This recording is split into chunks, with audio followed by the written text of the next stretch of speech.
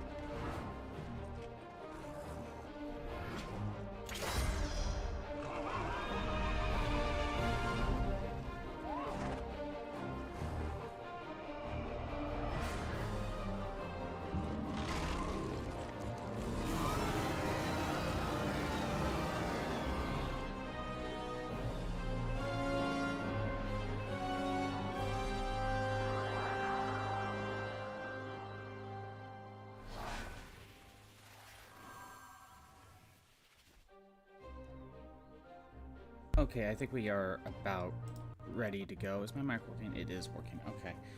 Sorry for the delay. I was just running. I was running late. I was running late, and then I forgot to pre-prep the stream to have all the Final Fantasy stuff instead of Fire Emblem, so I had to set all that up. And apparently PlayStation had a small update. PlayStation itself, not the game, so I had to quickly do that. Yeah, it's just one delay after another. It is what it is. How's my audio versus the game?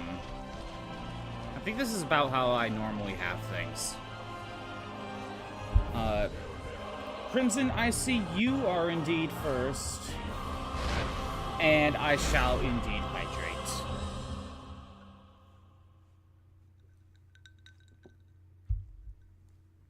Getting my phone going. Also, I gotta make sure to turn off the volume. I probably forgot something, but we'll see. How's everyone doing today?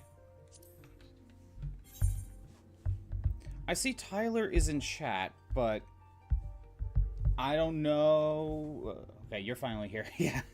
I was really late. I was running behind. Tyler, are you going to be jumping in today? Quest.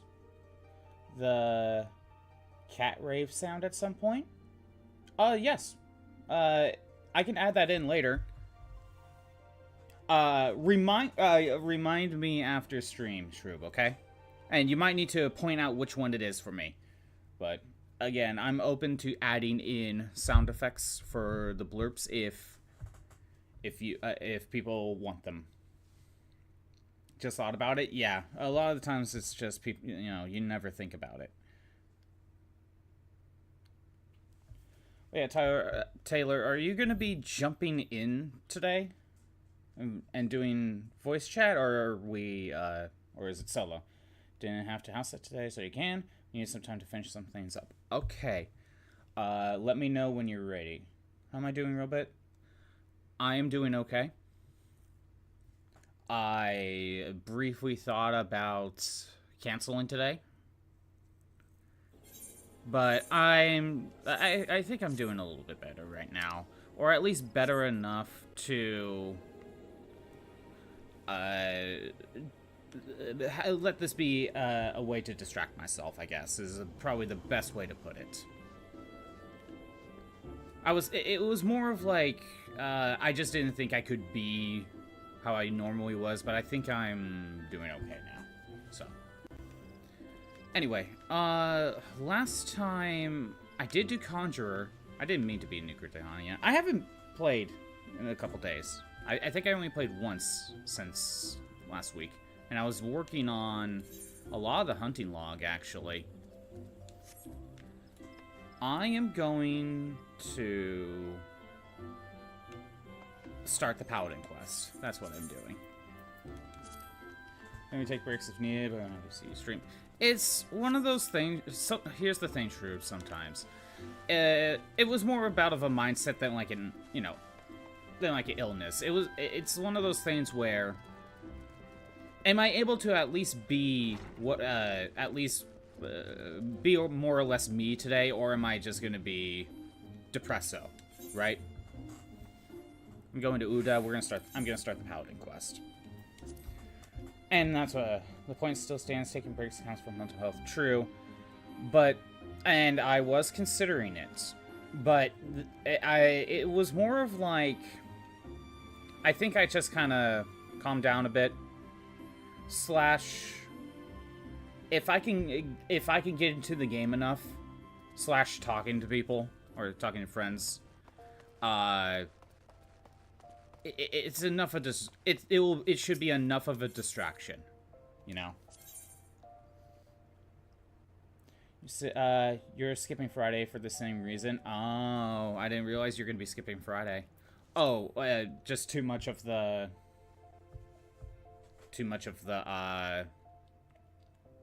Alien. Have you decided to continue that, or are you cutting that?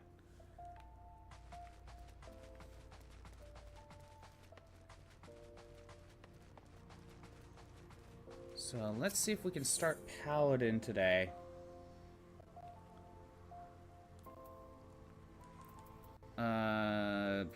Gladiators. You can't. Felt like your eyes were being stabbed. Okay, it's all fair. The pain got worse after the stream. I am sorry to hear that. Yeah, when it's stuff like that, Shroob, go ahead and quit. Do I need to talk to you about Paladin? Paladin's Pledge. Oh, there you are, Scottbot. Perfect timing. I've just heard a juicy bit of gossip that I know you're going to be interested in. Apparently, and remember, you heard this first from me, the Sultan Sworn Elite are sharing their secret skills of training of Paladins. Incredible, I know. The Sultan Sworn have an exclusive monopoly on the instruction of Paladin skills. Once upon a time, if you weren't one of those officer rank track elites, then you had no chance to learn the arts, and competition to get to the top was very fierce indeed, let me tell you.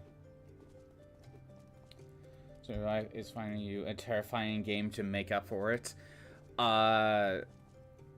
Ooh, like what game would we be talking about? Hey, Backcap. So mental health is important. I fully understand the idea. That's why the news is so big. Now anyone with a bit of commitment can learn the skills of a paladin, and no memorizing the 55 commandments of the Sworn or any of the nonsense either. This is a platinum opportunity that comes once in a lucky adventurer's lifetime. Let this slip through your fingers, and regret will be your desserts. You need to go to the Royal Promenade in a Hastings strip. Find the captain of the Sultan Sword Elites. Genlins is his name. And tell him how you're just dying to become a paladin. You have all the people on board for Dark Pictures. You'll be bugging me about scheduling that. Okay. Yeah, we're going to have to talk about that. Let's schedule it way out so we have time to prepare. Okay. Yeah, DM me about that later and we can work on that. Do I have these done? No. And this is what we're working on. Where am I going? Okay, basically like up a floor. She knows your worst fear, so she said she'll find something that will traumatize you.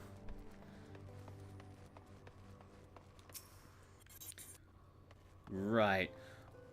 Speaking of which, Shroob, you mentioned before that on your stream we had a conversation about if Dark Souls is a horror game, right?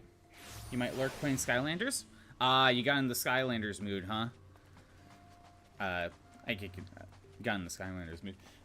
There's a little mount in the game where you're in a TV and it's silly.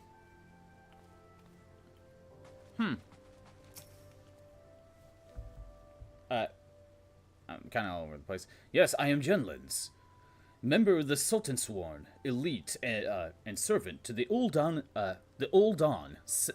Sultanate. Unless my instincts deceive me, you have come to inquire about training as a paladin. If so, I would have your name, good sir. Are you tall? Or is he small? Are you talking about the Rilbon, Shroob? Scottbot, a fine name. I bid you welcome, and salute your noble resolve.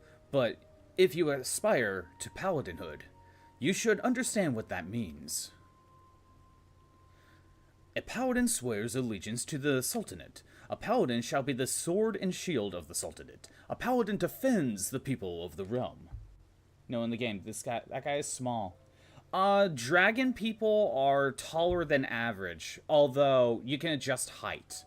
So, I don't remember if I'm I don't think I made myself the tallest dragon. Yeah, I'm dragon people are typically taller than, like, everyone else. But the Lalafell are very short. You know, those are the, not dwarves, but you know what I mean. Sorcerers and gladiators and others of the ilk wield their blades for themselves, but a paladin serves the greater good. the greater good. Do you understand me? The battle arts of the Paladin learns that have been held secret, nurtured, and perfected within the ranks of the Sultan-sworn elite for nigh on these 600 years. Of all these sworn to protect of the Sultanate, the soldiers, the mounted guards, and the knights, we are the elite of the elite, our conviction unwavering, our hearts true, our sword skills without peer. But the glory of the Sultan-sworn, well, much of it is buried in the past now. Our brotherhood grows smaller by the year. We are a shadow of what we once were, and the Sultana turns to sellswords to defend her place. All this because one traitor, no, because of a blot of dishonor left by one who shall not be named. And because of him, we have been forced to seek the help of able-bodied adventurers. And here you are. We shall instruct you in the Paladin military arts. You will not be inducted into the Sultan-sworn, but serve as a free Paladin. However, first you will show us that both your sword and heart have metal, and you are worthy of the honor. In the ruins to the south of Little Alamigo, you'll find the iron brazier. Light it, and the undead nearby will be drawn to the flame. Slay these monsters, and give their hearts to the fire. Return and present me their ashes as proof of your deed. Now, would-be Paladin, show me the metal in your heart and steel in your blade. Okay. POV average first meets some IRL. Damn. Throwing shade.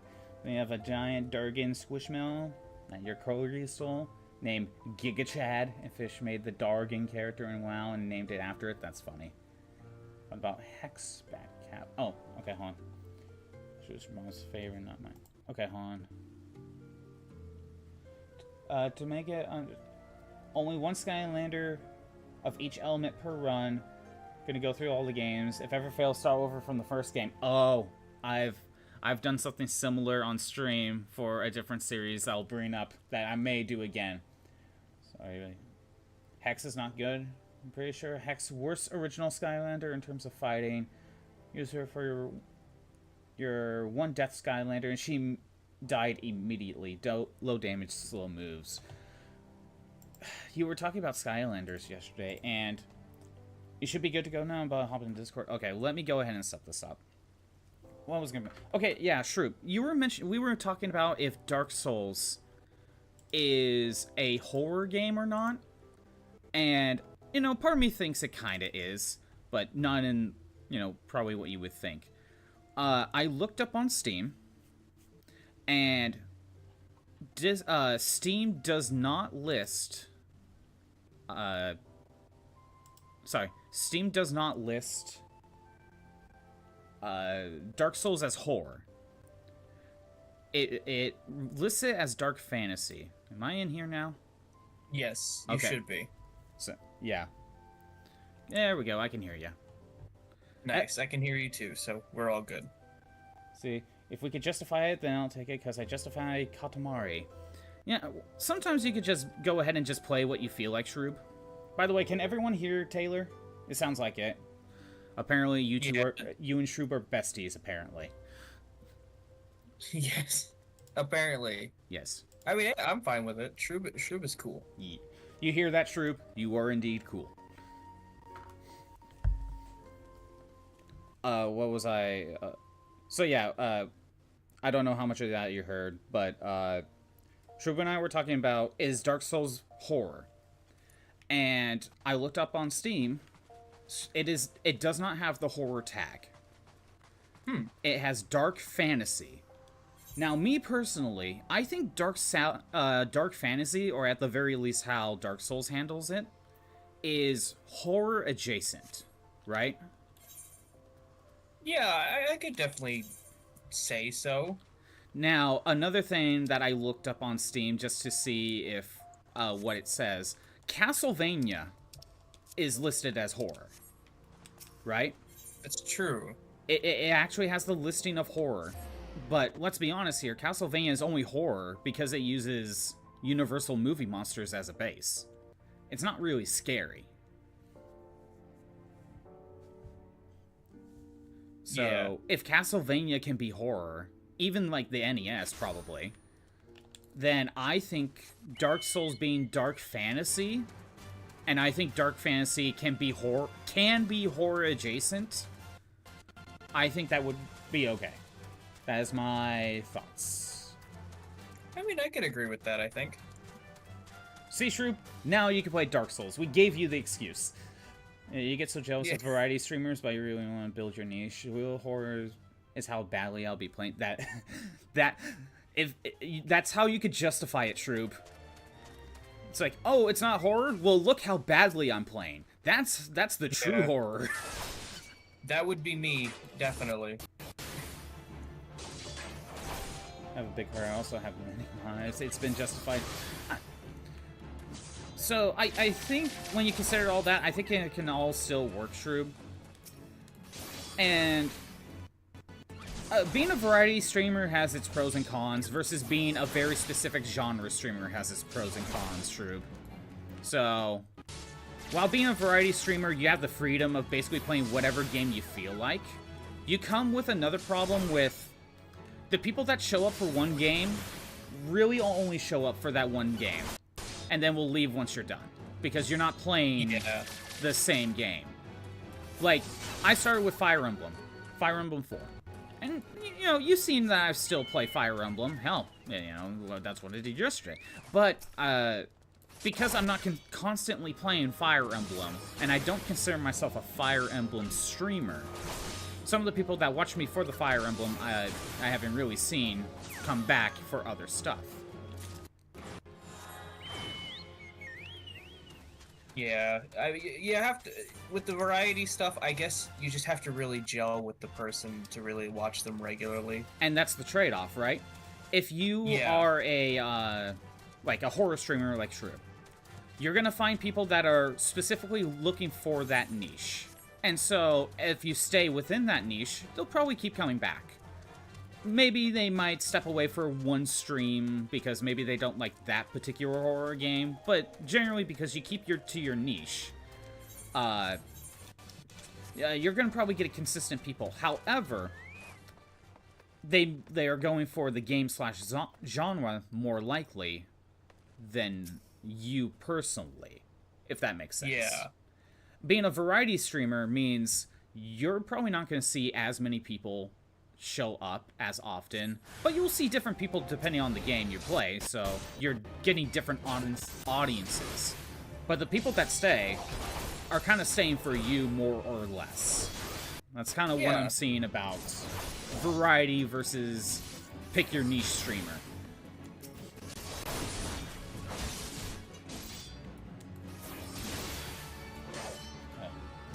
People don't think you're a little gay with your best friends. Are you really best friends? That's why everyone does the no homo clarification, right?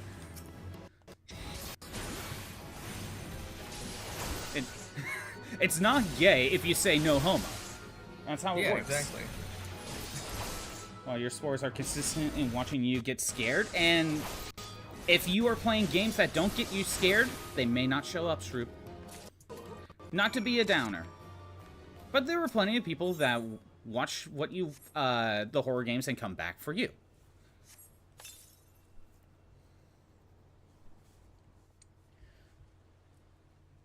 Anyway. Yeah, so, I just find it funny that looking up Castlevania is listed as horror, and I'm just picturing the NES version. Oh, by the way. Yeah, no, like Paladin stuff.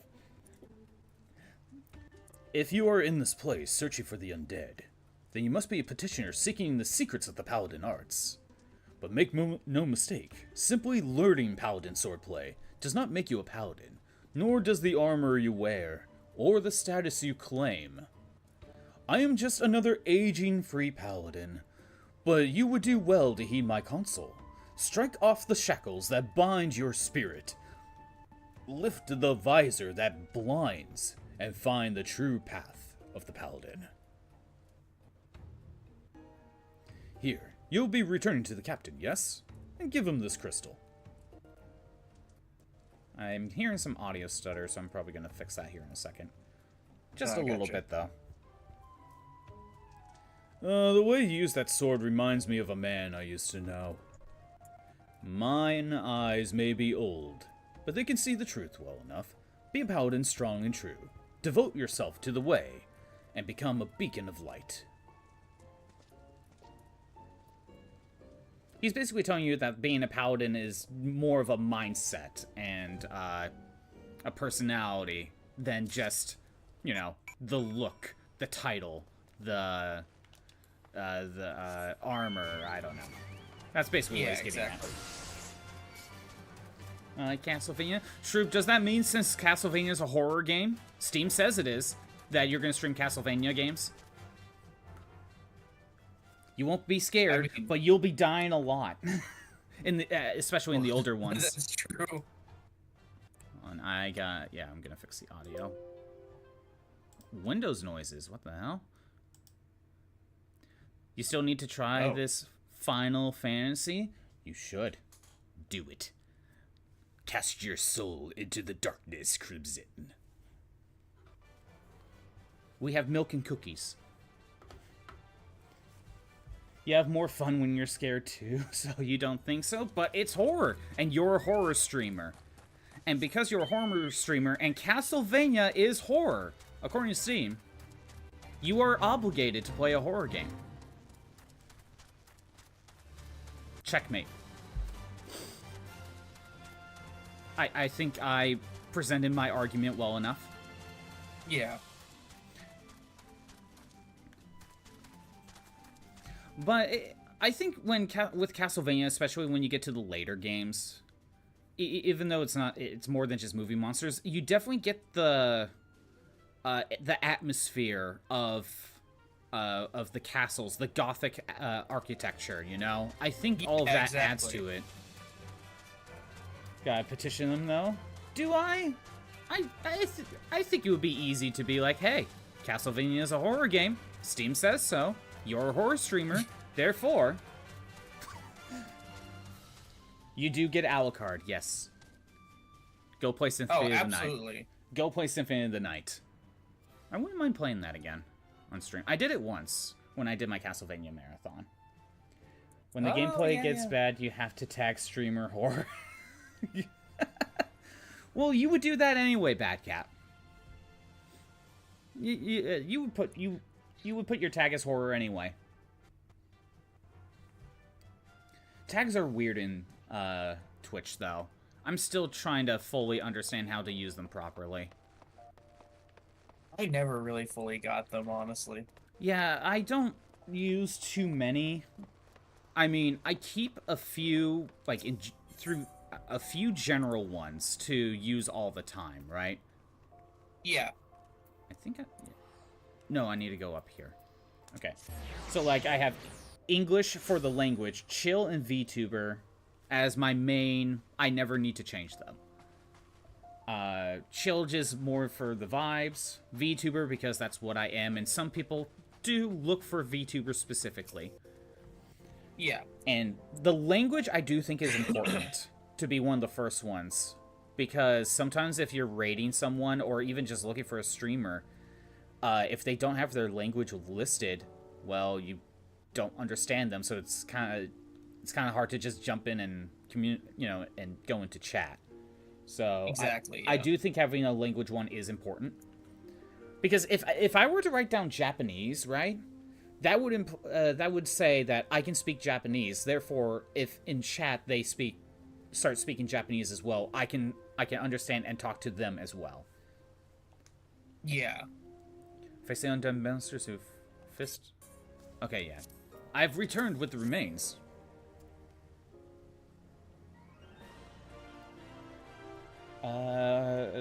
Fish and you are gonna cosplay Silpha and Trevor from the anime at some point. That's a cool couple's costume, to be honest. You can also do Alucard and Maria from Symphony of the Night. That's also one you could do. And let's be honest, Shroob, do you want Fish to be Trevor or Alucard? Those are the real questions.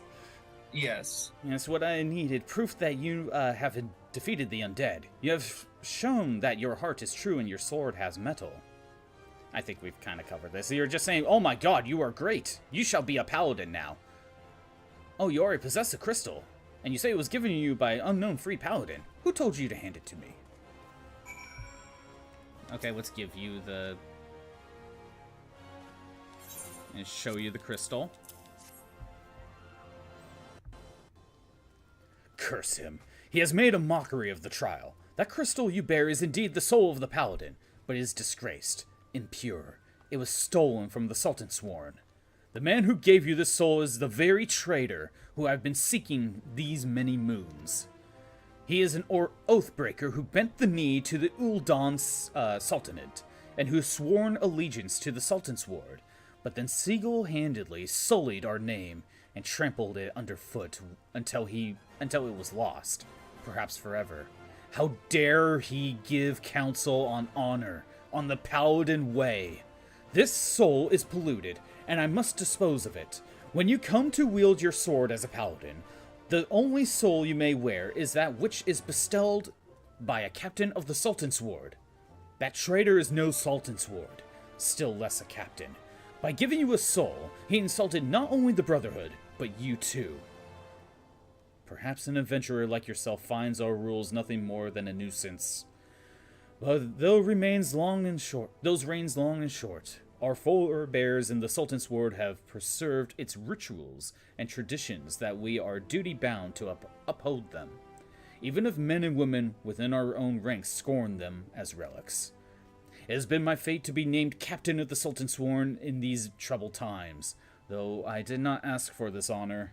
I have bent my knee to the Sultana and sworn fealty, and I will fight to restore our honor and name. You wield a skilled blade, and more importantly, you have met the traitor face to face. Your great task as a paladin will be to help bring him to justice. You must ready yourself, marshal your resources, and hone your skills until the time comes when you are able to discharge your duty. The journey will be long, but you are a paladin now, and honor bids you as surely as an oath. Yay, I'm paladin. Nice. Yeah. He won't do Alucard? Why? What's wrong with him? Why won't he do Alucard? Kirby is absolute horror. Kirby is absolute horror. Can we consider Kirby horror with how many Eldritch gods and demons there are?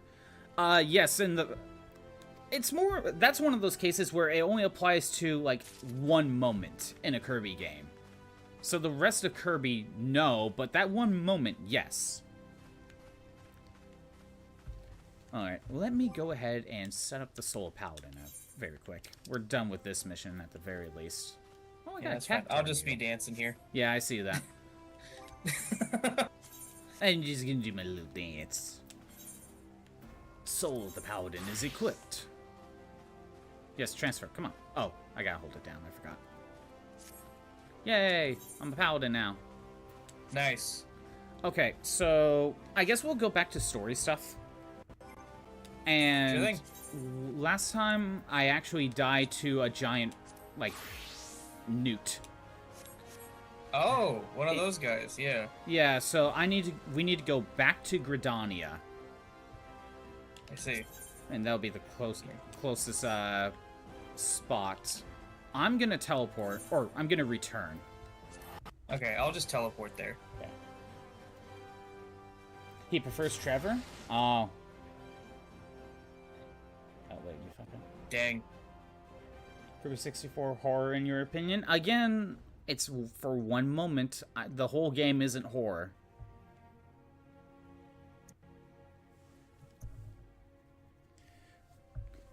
But yeah, sure. Hey, sometimes one moment is all it takes.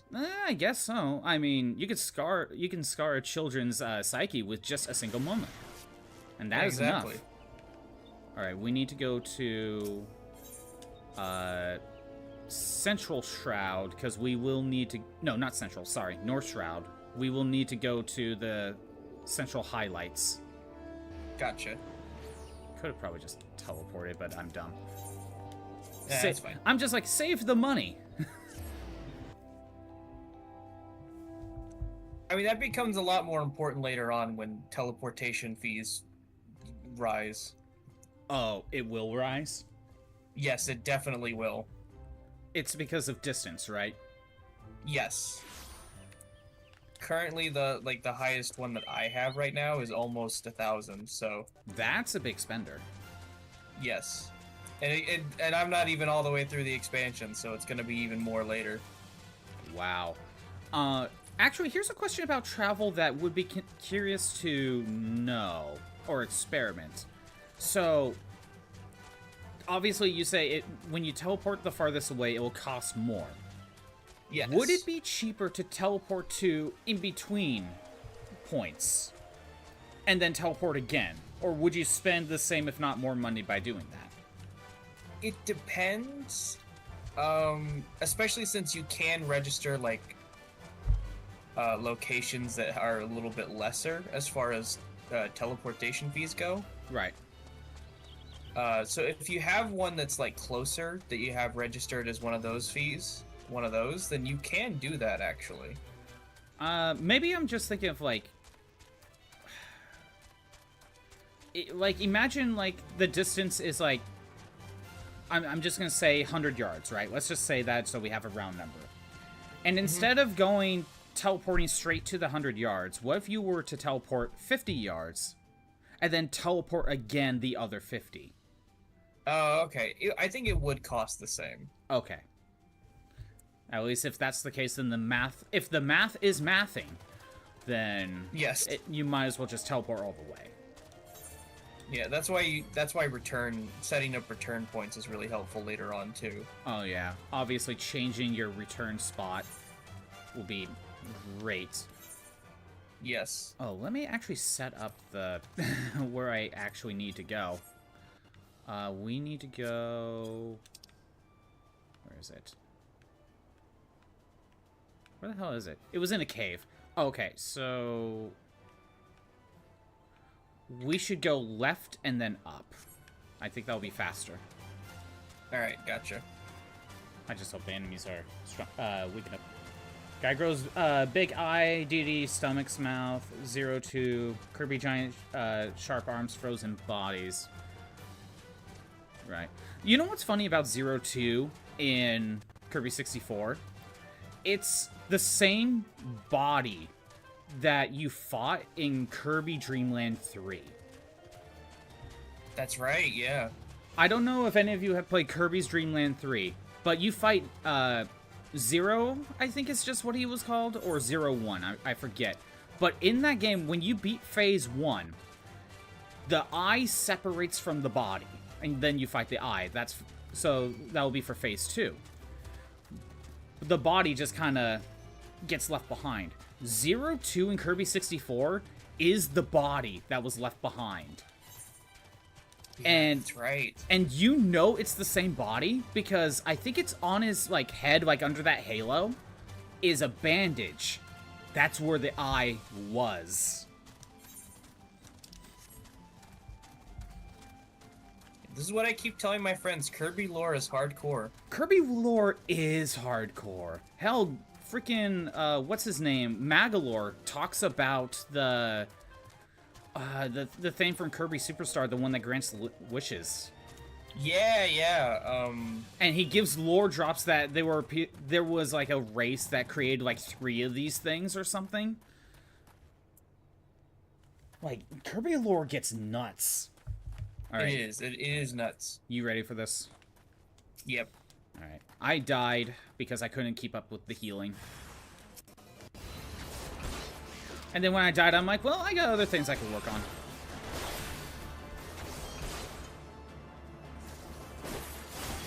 I think it was just more of like, he was just outputting too much damage than I could personally deal. Yeah.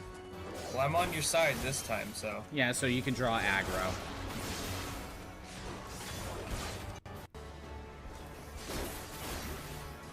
But yeah, in between streams, I worked a little bit on my hunting's log to try to get it working on a little bit.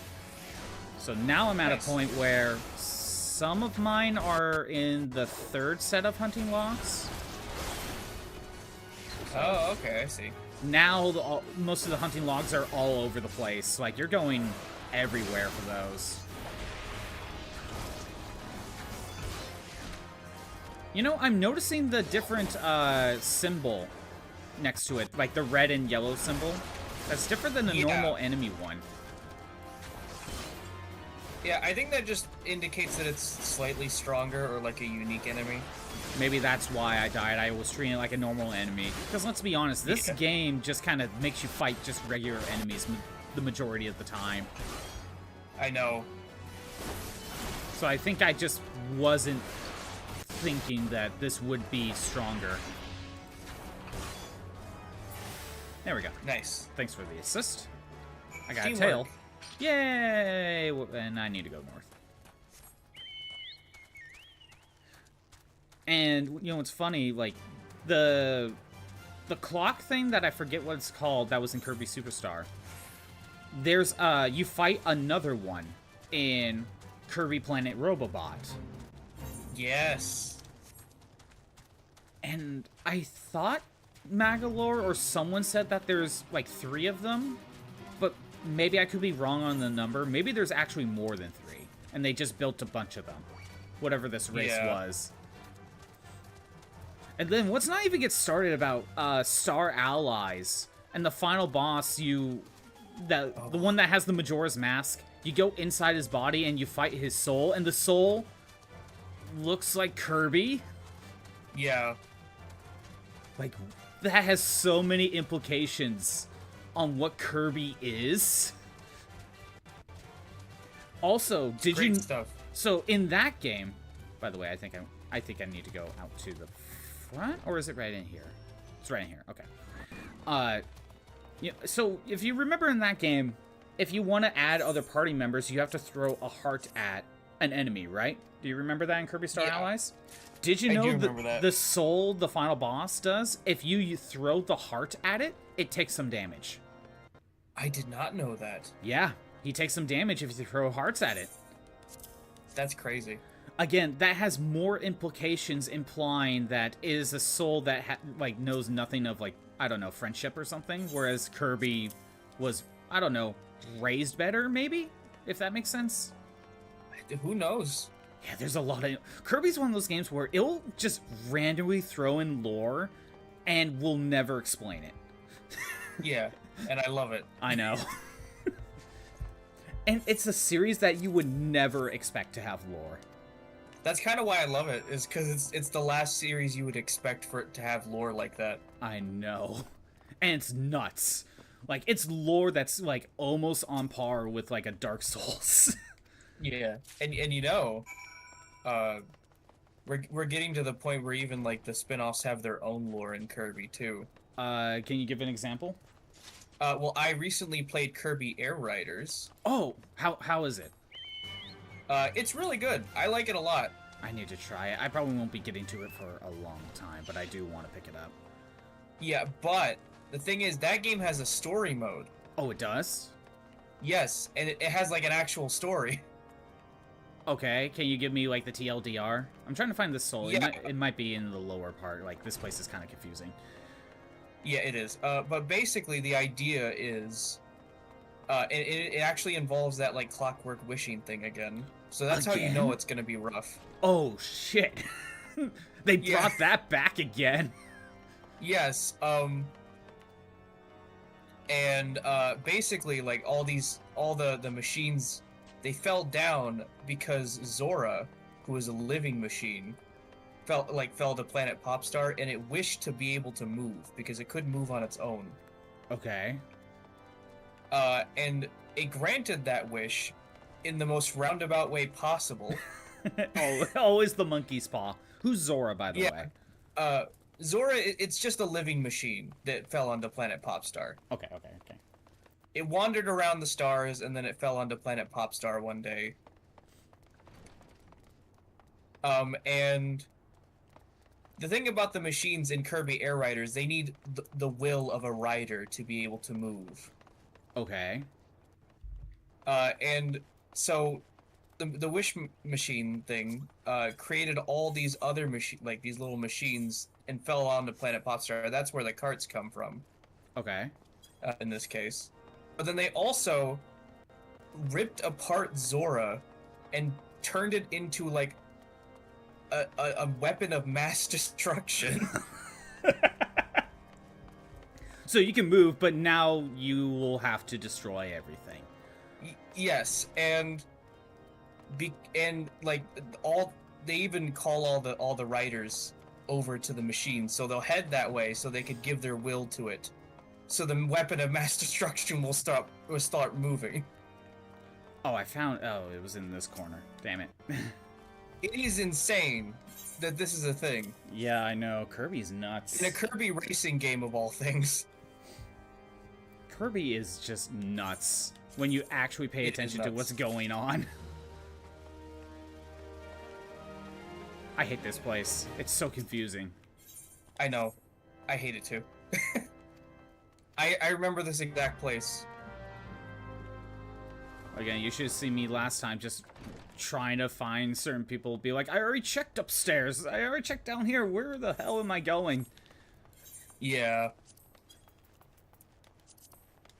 Okay, where am I going? So okay, we're just leaving, and there's like a set of enemies just to the right that have to be taken out. It doesn't seem like anything complicated. Yeah. When is Miku's stream? Ask Crimson. That's a good question. And it's a question you will avoid the answer. Yes, exactly.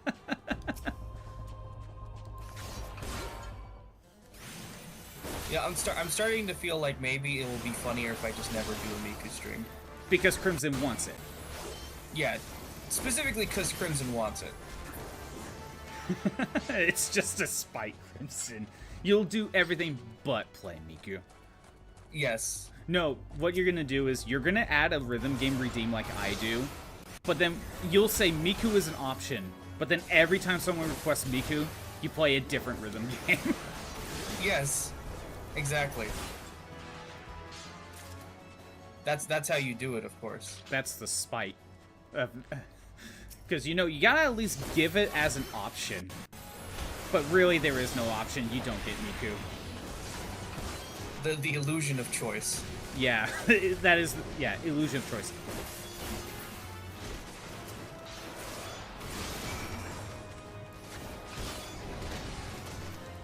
Yeah, you know, I'm only level 41, and Warrior's already kind of nuts, honestly. My Dragoon is level 44 right now. Yeah, I've been slacking, so... I have been too. But to be honest, I get the EXP for Dragoon from story stuff, mostly. Maybe some... That's true. Maybe some dungeon revisits. So, I don't have a problem with that. But yeah, it's really nuts. Like, my combo, like my main combo, whenever I finish, like, the last attack in it, it heals me. Oh, that's nice. It's only a little bit, but it adds up. Yeah, because tanks need some healing, even if it's not that much. Just some self-efficient way to get some HP back. Exactly.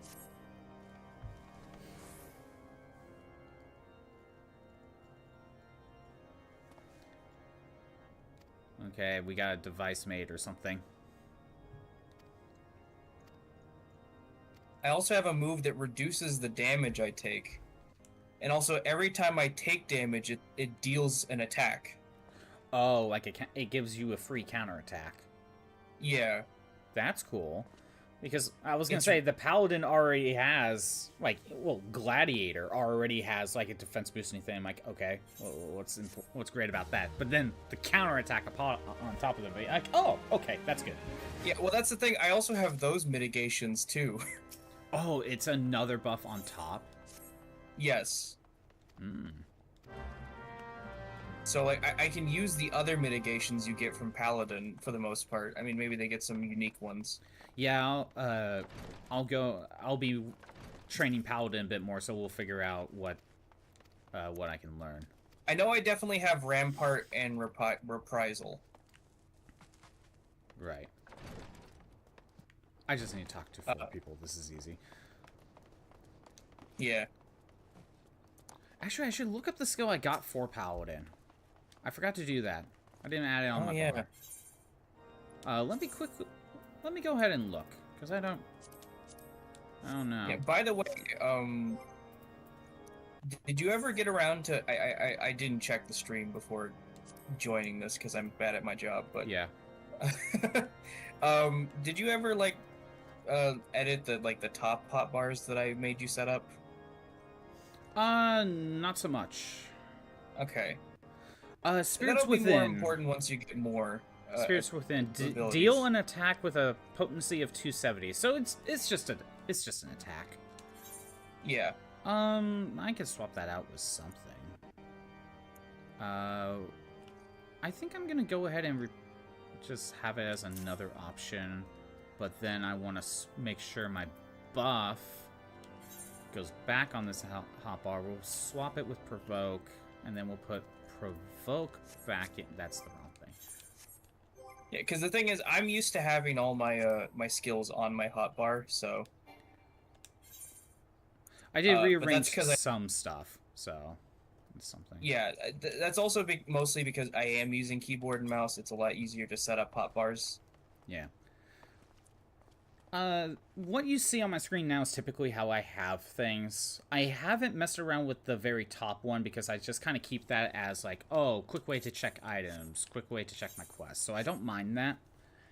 Yeah. This hotbar over here, I'm going to keep sprint as is, and I'm going to keep the mount one as is, but I'm definitely swapping return and teleport because they're also up here, so.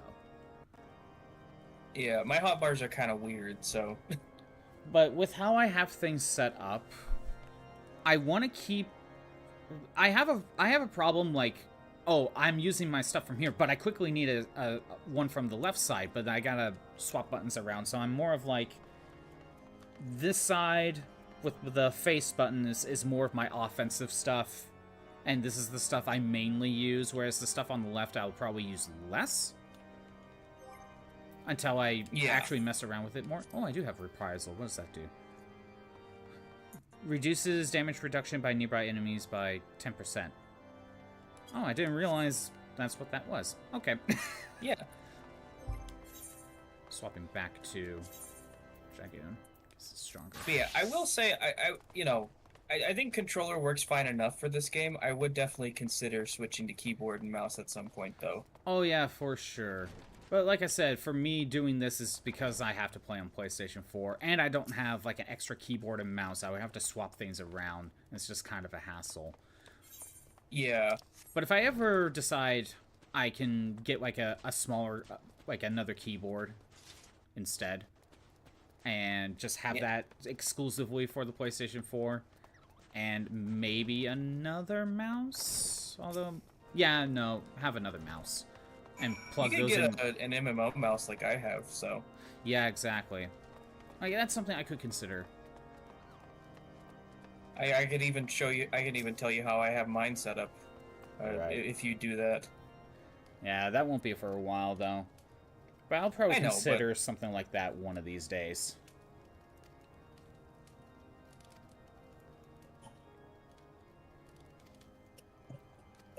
It's a nice thing to have, and this one I have. I got it on the cheap, actually. Right. It's not like a Razer mouse, but it works well, and it works for what I need it for. You know, it makes you wonder, like, if those more expensive mice are even that much better. If the cheaper one that you got, like, does everything you would want already. You know? Yeah, and it's also been reliably working for the past few years, so... Yeah. After a certain point, people are buying things because it's the brand name. And... Exactly. And sometimes you don't need the brand name. But maybe there's a reason why people like it for the brand name. Do I go down here? Oh, wow. Go all the way down here. I gotta examine that, but clearly there's another, I gotta heal up. Yeah. Look, that's not... There you go. Close enough. Plasmoids that are like 10 levels below me. Yeah. Whereas that one newt was super strong. Yeah, exactly. Oh, I forgot this is a combo too. Oh, by the way, how much of the stream on Monday did you watch? Like, for the Dissidia stuff? Oh, I ended up having to leave very early on into it. Okay, that's fine. But I did see you post about getting the ultimate weapon. Yeah, like, it required some grinding, and I just happened to get all the necessary materials during stream. Yeah. So luckily, Kuja is mostly done.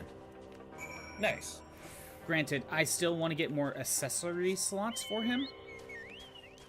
But that's a different grind, you know? And it's not as stressful. It's just time-consuming. Oh, I forgot I had my Halloween mount as part of the mount roulette. And RNG dependent to get more accessory slots. Yeah. Because you go into the battle card mode, and when you're in that mode, you're given 3 cards. Basically, most of the time it's fights, and a fight will have different difficulties as well as different gold rewards. And sometimes you'll get treasure chests that spawn, and they'll have different items. But if you find the one that costs 35 gold, which is the only one that... there's only one item in that chest. It's the Life Stone. And it's the rarest item you're gonna find. But that's how you get more accessory slots, or one of the trade components that you need for it. I see. And so I gotta grind to get more of those. Gotcha. But luckily I can go to a lower difficulty now. I don't have to do the hardest one, because it will appear on any of the difficulty modes. So you could just go to like the super easy one and just win every fight without much of a hassle and just wait for that 35. Makes sense. But after that, when I feel like going back to it, I gotta work on Jet next. Okay. I kind of just go down the list. I only have 3 more characters to work on. So, that's nice. Again, it's not by like the way, oh, sorry, go right ahead. Oh yeah, there was something I wanted your input on. Okay. Because I know that you've played some of the like Dynasty Warriors and stuff like that. Yes, mostly the ones that are not Dynasty Warriors, like, you know, all like the spin-off ones. But that's yeah. fine. I was wondering, is Hyrule Warriors like the original any good? I love Hyrule Warriors. It is personally my favorite Warriors game. Okay. I was considering picking it up, because I never played it in the Wii U days. Especially now that we have the Switch version. Hyrule Warriors is my personal favorite. And some Warriors games do different things. So Hyrule Warriors is more of just a Warriors game where the maps are kind of just not simple, but like there's keeps to take out. You take out those keeps, you go to the next one, and that's kind of more of the setup. But let's just say, let me see. The fan service is legendary. Like, even the alternate color costumes are references to other Zelda things. Oh, that's cool. So, like, there's an original character called Volga. And Volga is, him in itself, is a reference to the to Volvagia from Ocarina of Time.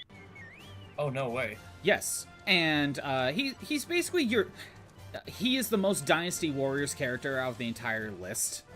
But he also transforms into a dragon. But one of his alternate colors is an orange color. He normally has a red and maybe a little bit of black. But it's an orange color, and that in itself is a reference to Volvagia in Zelda 2. That's awesome. So, there's also Princess Ruto. And you know what she looks like. She has an alternate costume that kind of gives her more of a dark blue color. And that coloration is a reference to Lulu from Majora's Mask. Oh, that's awesome. Darunia has a gray color palette that's a reference to the dead Goron in Majora's Mask. I forget his name. Yeah.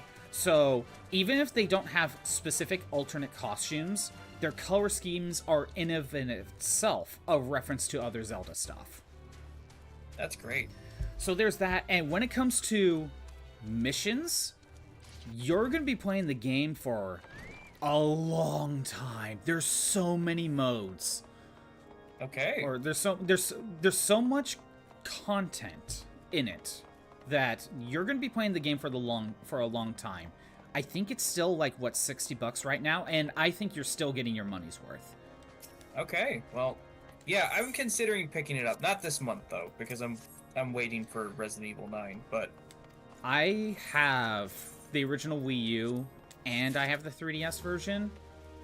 I held off on the Switch version because I was kind of upset of potentially starting over again. Oh, yeah. But I just know there's a part of the reason why I almost don't want to pick it up, because part of me knows I would be willing to stream it. And if I'm willing to stream it, I'm willing to 100% it. And we'd be here forever. Yeah. We'd be here forever. Yeah, exactly. But there is one aspect of the Wii U version that was a lot of fun that can be done in the newer one, but there was an aspect of the Wii U one that I really do like. First of all, co-op is a lot of fun, surprisingly. Oh. I managed to play with co-op with a friend because I needed help on one mission specifically in the base game. Like, it was... I see. It was stupidly hard for no reason. But... I needed help. So I needed... Because for the mission, you are forced to use Zant. But player 2 can be someone else. So I had him be Link because I needed someone that can defeat Dark Elemental baddies a lot easier. And basically the problem with the level is you're forced to use Zant, and all the enemies are also Dark Elemental, meaning your levels are... or your damage is reduced because it's not very effective. You know what? We gotta get rid of this thing. It's in the way. Yeah. And it'll get us some experience anyway, it's fine. Yeah. Also, in the original Wii U version, they didn't add this until the 3DS version, I believe, but you couldn't, like, freely swap to your other team members. Whoever you picked is who you were stuck with. Oh. But later on in the 3DS version, and when that came out, the Wii U version updated, you could have, like, 2 to 4 people on the map, and you could just freely swap to whoever you want. I see. So if I had access to that, I wouldn't have needed co-op. But because I was forced to play co-op, more or less, without massive over-leveling, when we did co-op, my friend played on the TV with the Pro Controller, and I played on the gamepad. Oh, yeah, that was a thing. Yeah, so we didn't have to deal with split screen.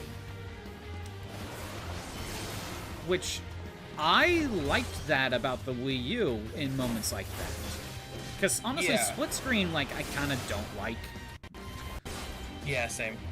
But being able to play on the gamepad, and yeah, sure, the resolution, like, gets a little bit worse, but I think the fun co-op experience was a lot of fun. Yeah. That's neat.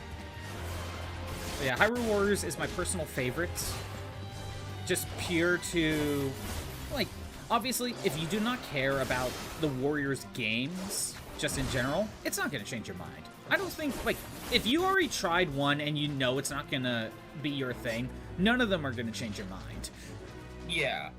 So, you have to kind of like it. That's the thing, I've never played any of them, so that's why I'm open to playing them. Okay.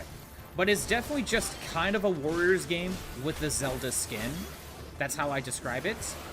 Okay. But it's the best love letter to Zelda that you have ever seen. I see. There are other games that I do like, but for slightly different reasons. Dragon Quest Heroes 2 is also a Warriors game, but okay. I describe it as a Dragon Quest game with Warriors gameplay. Oh, interesting. Because it's more like it's more treated like an actual Dragon Quest game. So you're not necessarily doing all the keeps that you have to worry about with Warriors. You're just kind of going from point to point, taking out monsters along the way. Oh. But there isn't necessarily like keeps you have to take over to get some territory, so you can get more units to spawn in from certain areas, / stop the enemy from... Oh, you have to leave the party. Oh, I do. All right, okay. Party. There we go. There we go. Okay, there we go. I'll take care of this. Dragon Quest Heroes 1 is okay, but honestly, just go... You're better off going straight to Heroes 2 instead. Like, that's the better game. I played One Piece Pirate Warriors 3, and I do like that game. I think I've almost completed it. I just need to wrap it up. Okay. I also consider that like the first Hyrule Warriors, where it's basically a Warriors game in a One Piece skin, more or less. Makes sense. I have played the second Hyrule Warriors, the Age of Calamity one, where it's Breath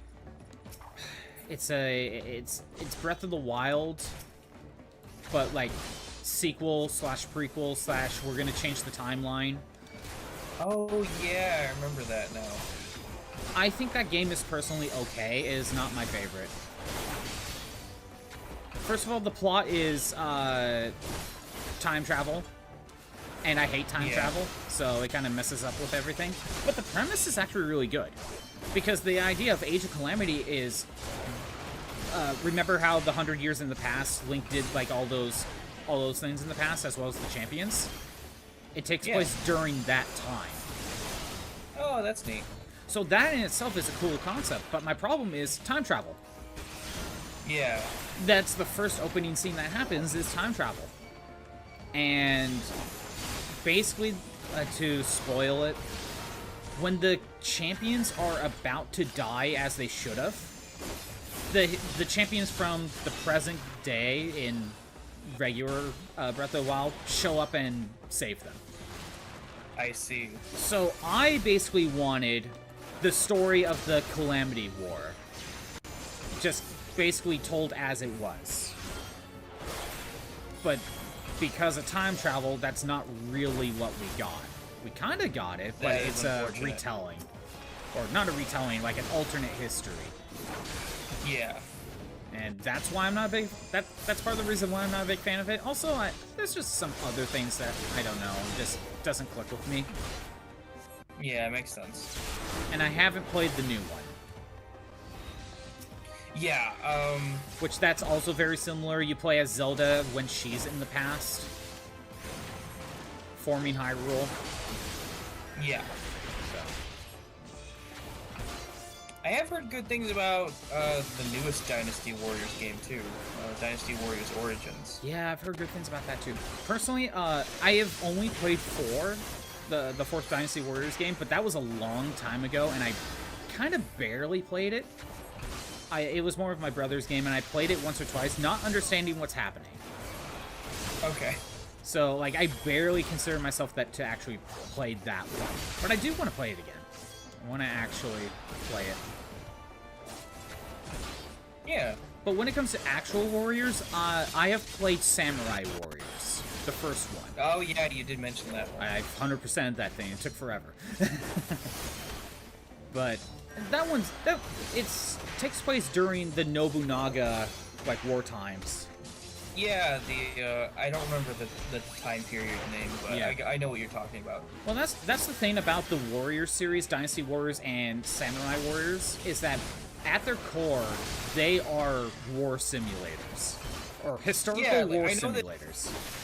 I know that Dynasty Warriors takes place during, like, China's Three Kingdoms era. Yes. Which, Romance of the Three Kingdoms is a historical fiction of what happened during the era, but it's historical fiction. Yes. It's like based on in true other words, story. It gives them the right to play around with it a little bit. Yeah, that's why you have one-man armies. Exactly. Okay, wait a minute. Oh, did we there you lose? Oh, I lost. What happened? Oh, maybe someone that needed to be alive died. Oh, and it was, you know what sucks? It was right as I basically killed the boss. Dang. Because I thought I killed the boss. I'm like, what's happening?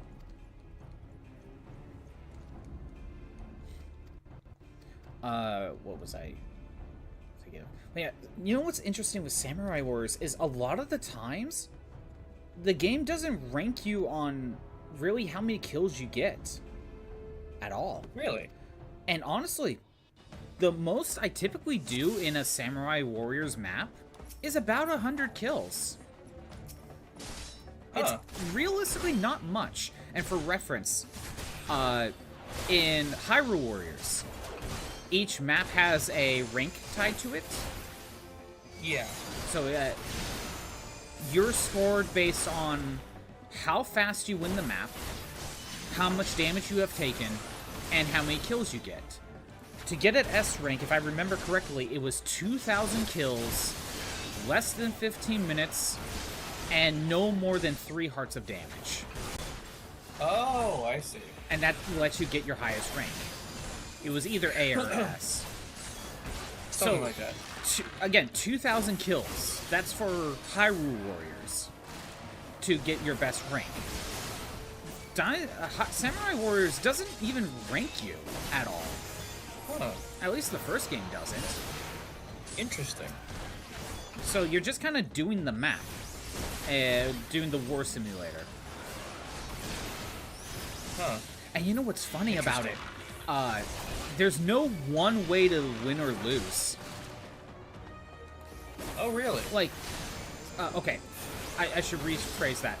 Sometimes the mission will be...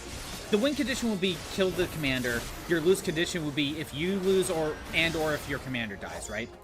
However, Yeah. that's not necessarily like the only thing to win or lose. Like, sometimes what will happen was you'll be forced to, like, take over, like, a certain area, or, oh no, this ninja's going after this person.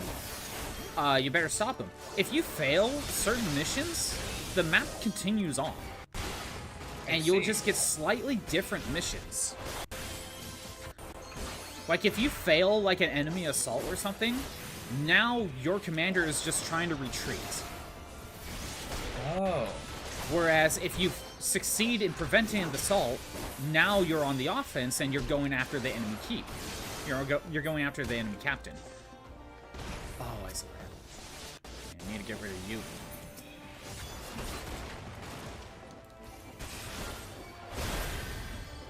Oh yeah, the wyvern, I see. Yeah. So there are plenty of moments where you'll fail a mission within the map, and the game will just keep going. It's almost like a what-if part of the story, if that makes sense. I see. Interesting. There's even a mode there's even a menu that keeps track of all the missions you have completed. And again, each mission will be like, oh, you only unlock the ability to do this mission if you fail this one. That's very interesting. Mm-hmm. It's like unlocking alternate timelines almost. Kind of, but and each character's story mode does. Some of them have split pathways. I think only a few don't. I see. So like one of them will be more or less what actually happened, and then the alternate timeline is the fake one where it's like, oh, this character lived and then lived on for a happy life or something like that. Yeah. Stuff like It's That's actually very interesting, though. It is very interesting. I hear really good things though about Samurai Warriors 2. Oh, really? Yeah, like I hear a lot of people say that one's peak Samurai Warriors. Okay. Oh, what's going on over here? Hey, Nova, how's it going? Free Wi-Fi. How's it going? It's been a little bit. How's working on a cruise ship going for you? Oh, they're working on a cruise ship. Neat. Yeah, that's I think he said he's a like a I forget the word, like a food server, waiter of some sort. Oh, On a interesting. cruise ship. Assuming I'm pretty sure I'm remembering this correctly. Please remind me how I am wrong. Yes. I could never. I get motion sick playing that roller coaster segment in Super Mario Sunshine. Oh, really? You get motion sickness from that? Yes, very badly. You know what's funny? Every time I'm playing a game and I jump from a far height, I do get that feeling of falling, you know? Oh, really? Yeah, like, if it's a large enough height, I do get that feeling that I just fell from a tall building, basically. Interesting. Like, it's almost like my center of gravity lowers. I don't know how else to describe it. That's very interesting. I don't get sick, but it's almost like I feel it in a little bit. I don't know how else to describe it. It's very weird, though. No, every time I play Super Mario Sunshine, I'm like, oh god, this section's coming up. I love Super Mario Sunshine. It's just 100%ing is the worst. Oh, absolutely. It's a great game if you're not 100%ing it. Oh, yeah. Vertigo? Yeah, a little bit of that. Your dad gets that. I feel like I only get that with video games, though. I don't think I get that if I watch a movie. Yeah, you know, my grandma gets vertigo real bad, actually. And again, it's like very selective, you know? Like, I don't think I get it anywhere else. Huh, that's very bizarre. Mm-hmm. Maybe I just get so immersed in the game that I am one with the character. I go full synchro. You go full synchro, yeah, like Battle Network. Exactly. Did you know in the manga for Battle Network, multiple characters go full synchro? I was unaware of this, no. Because in the game, they mentioned that full synchro is something only Lan and Mega Man can do because, you know, they're brothers. Yeah. Whereas in the... Ooh, I'm level 45, I can do the Dragon mission. In the comic, they make it to where it's just more of actually synchronizing well with your Navi.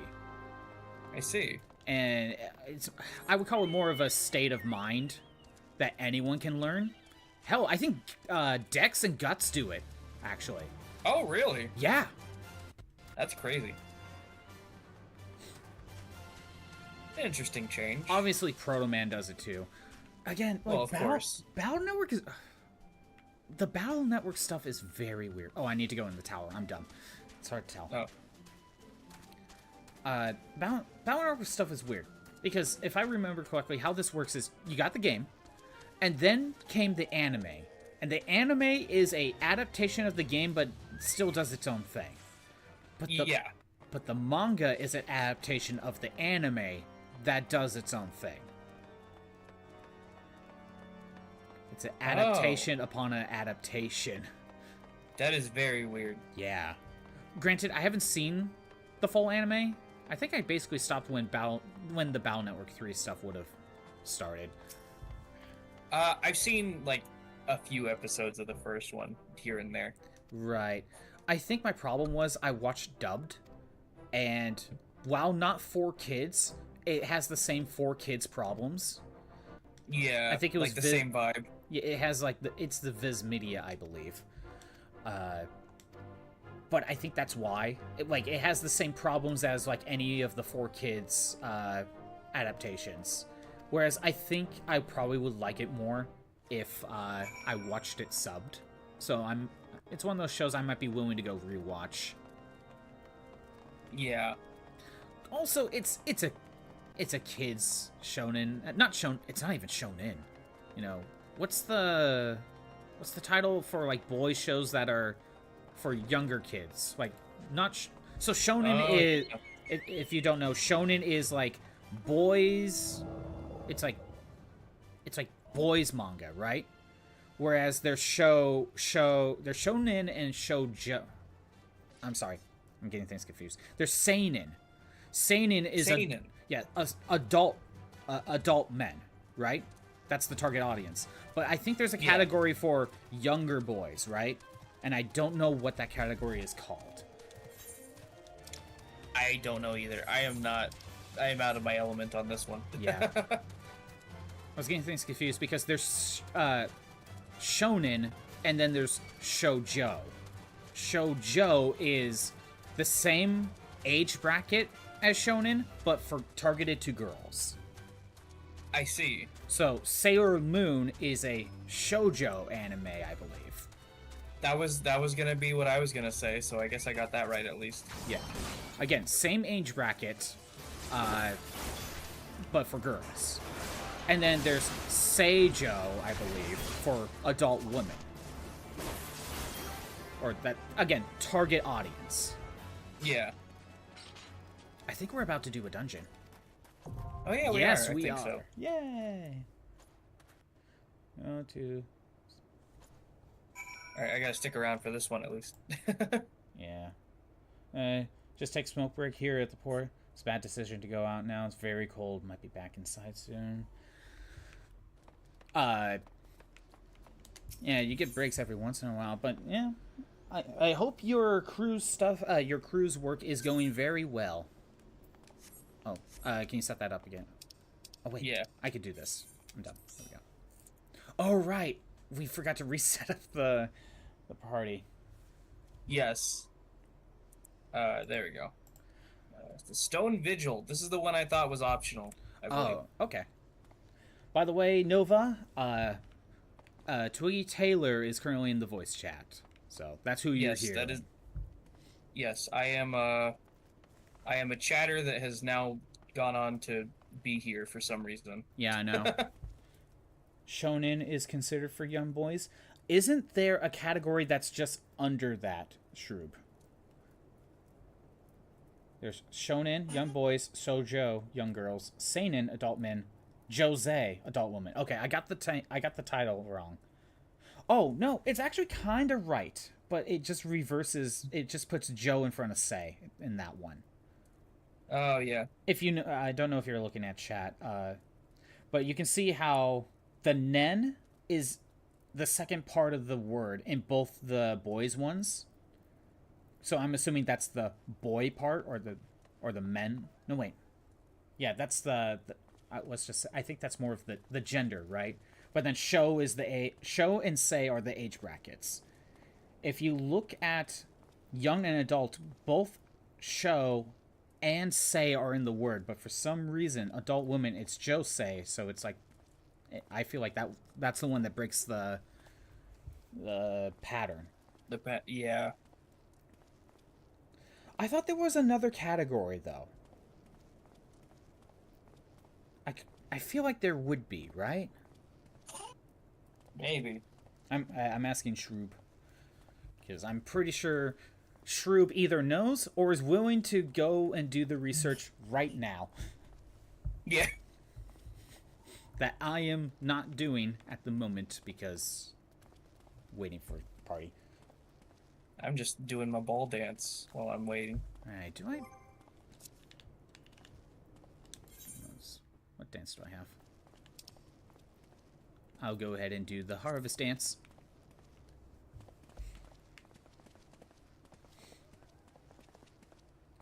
But yeah, anyway, I think I just saw the anime being for, like, at least in America, being for younger kids.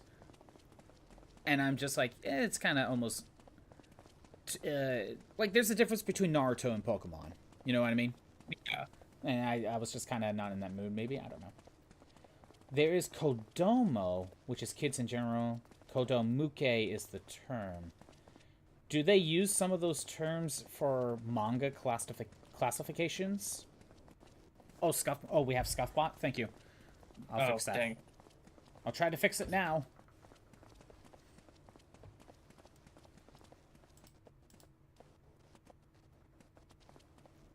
hear some audio stuttering.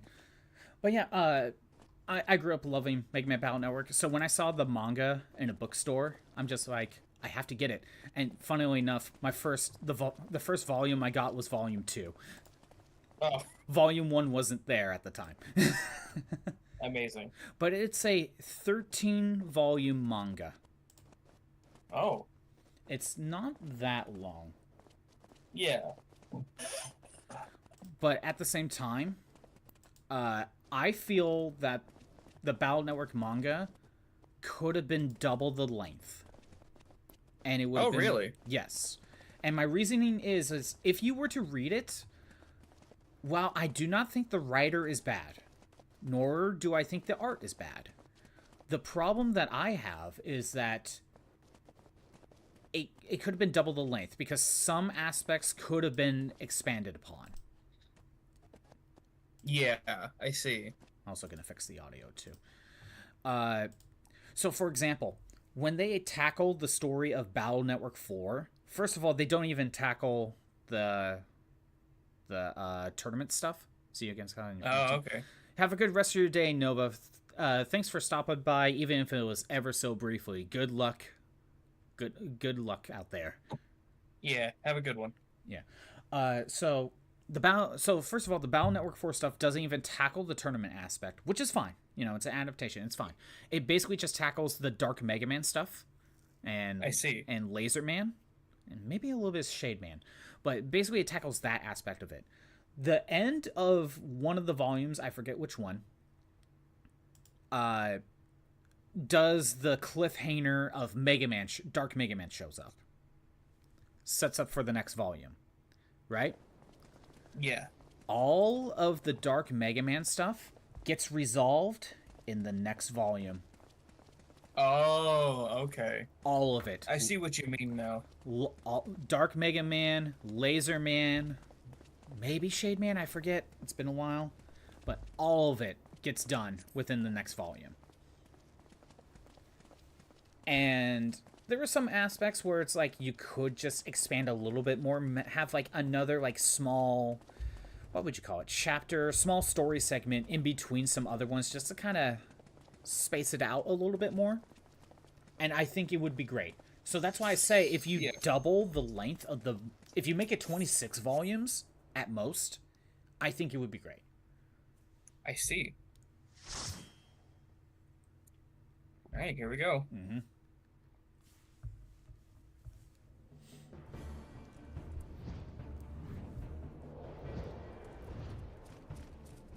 Okay, I do have my stance up. Good. Also, there is one aspect of the manga that I wish the main game did. Oh, okay. So, you remember how in Battle Network 6 you got the Gregar Soul or the Falzar Soul? Yeah. So, in the manga's case, Mega Man gets Gregar. And I believe it's one of the final volumes, but Base shows up, and he has Base Falzar Soul. Oh, that's awesome. Like, he gets his own transformation. Now, if you remember in Battle Network 6, maybe it was in the original Japanese version, which is in the collection.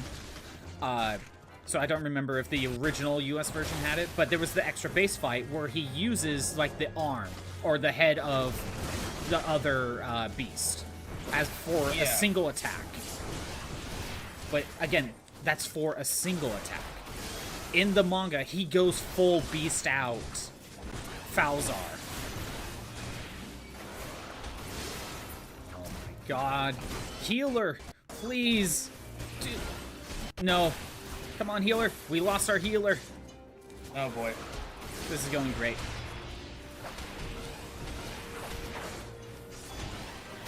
Well, we tried. Return to the starting point. What happened there?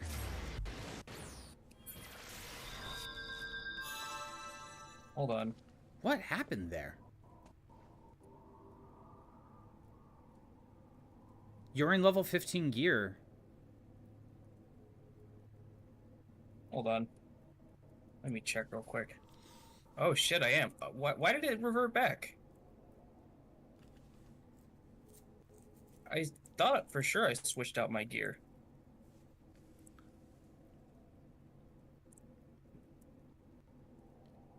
Yeah, that's a good point. It's not by much, but the gun guy has way more HP than you do.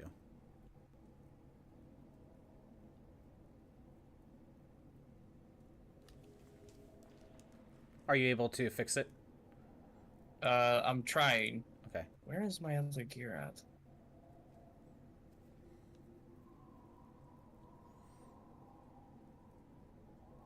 This is one thing that having a keyboard would be nice. Just being able to actually type in chat efficiently. Yeah, I know.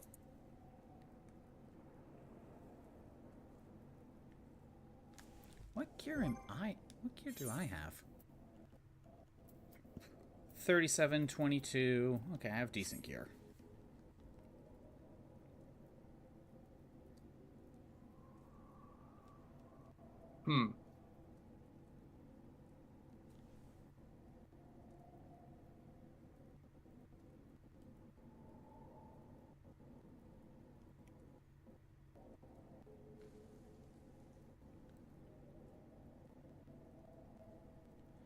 Can't you connect Bluetooth keyboard to PlayStation? Probably.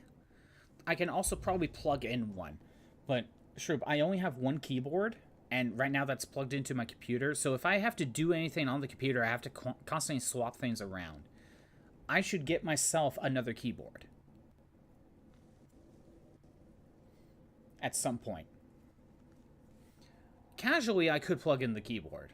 But I think for streams, that's just kind of... You know, I'm using the keyboard for the computer side of things.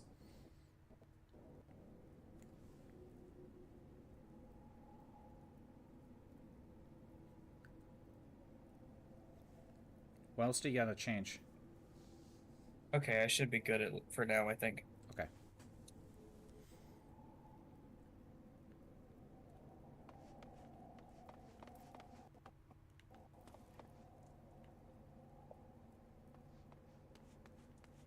Okay.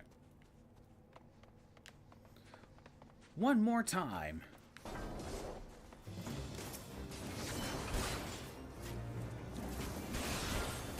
I thought the healer wasn't healing. No, that was my bad for sure. Yeah. What happened there? Did you just never upgrade your or swapped around your armor? I'm not entirely sure what happened. I thought for sure I did swap it at some point, but I guess Maybe it didn't save? Oh, that I know what happened. I didn't update my gear set. That must be what happened. So then when you swap to a different job class, probably one you were already normally using, it didn't save, so it kept the old set. Yes. That's gotta be what happened.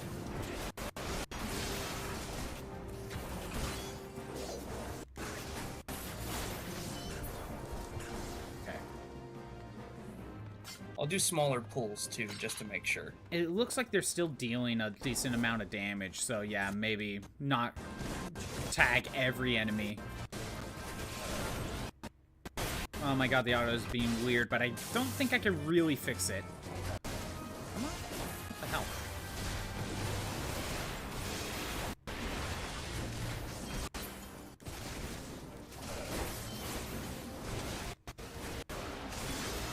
But yeah, that is one thing that the manga did that I wish the game did, is the rematch with Base should have been Base Falzar form. Or, Base Rhaegar.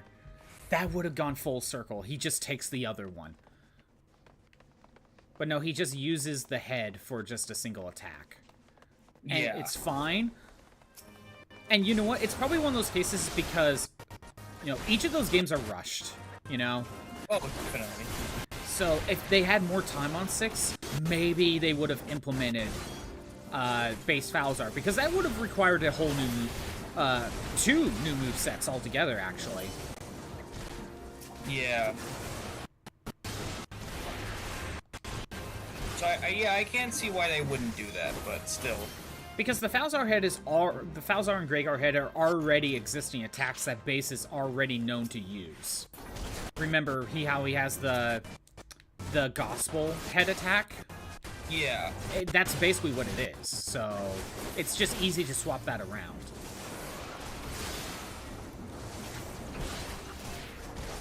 But I think if they had more time, that would be one change I would have made.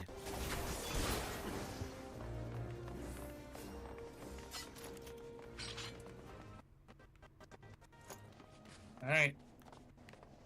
Let's do it.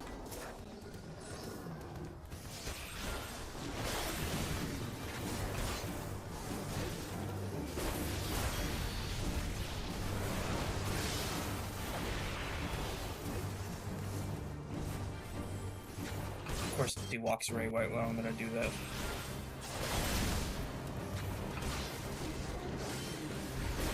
At least I don't have to worry about falling off a cliff. Yeah.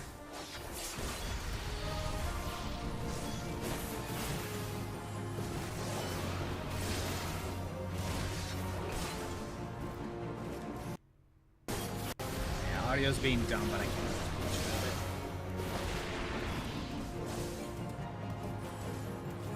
I was gonna say, take needs heal.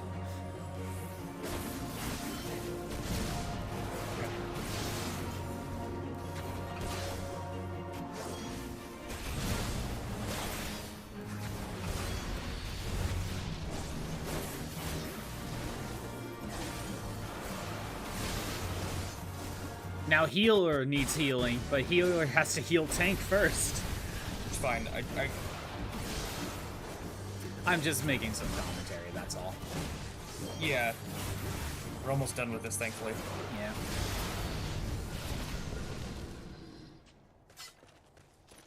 Okay. Oh, I got a new move. Nice. Oh, I've seen bosses use this move, and I just never got the chance. Cool. Until now. Wait, no, Okay. this way. Okay, I was gonna say, where are they going?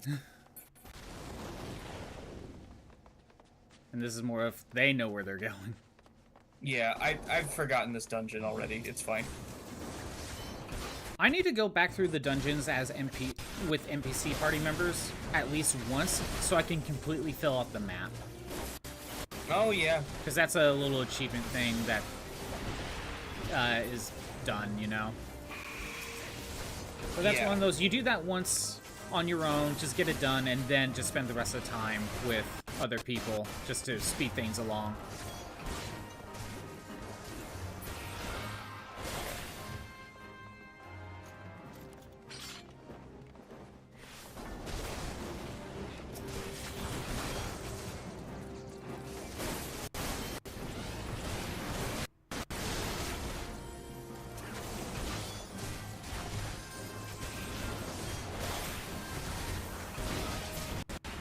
Also, if one thing I remember correctly about the Mega Man Battle Network manga is when you get to the Battle Network 5 stuff, I believe, Oh, okay. Mega Man goes on the run. Like, he's wanted. Oh. Yeah, if I remember correctly, like, he's a wanted. Oh, wait, no. In the Battle Network 6 stuff, it's like this Battle Royale thing to determine on who gets Gregar or something. So, like, there's just a bunch of people that show up and that everyone's fighting each other. So, like, people that Mega Man used to fight alongside with, like, Proto Man and Colonel, are now against him. I see. Just because they want to do, like, they're doing this, like, tournament battle royale thing to get Gregar or something. Weird that the tournament arc is in the 6th one and not the 4 one, though. You know, it's funny. It is completely funny now that, like, I thought about it. Be like, they did just move that over, didn't they? Also, to get the their tokens of defeating on it's whoever gets the most tokens is who decides who. I see. But the tokens are the Navi crests. Oh, okay. So you know how Lan has the red and black, like, almost checkerboard symbol? Yeah. Those Navi crests. So it's like you just got their dog tags. Essentially, that's what they're doing. I see. And I think they implied that if you get those, you can kind of fuse them to your own and make yourself more powerful as well. It's like you get a stat boost the more you have. I think. I see. It's weird. Again, it does its own thing. Yeah, that's very interesting.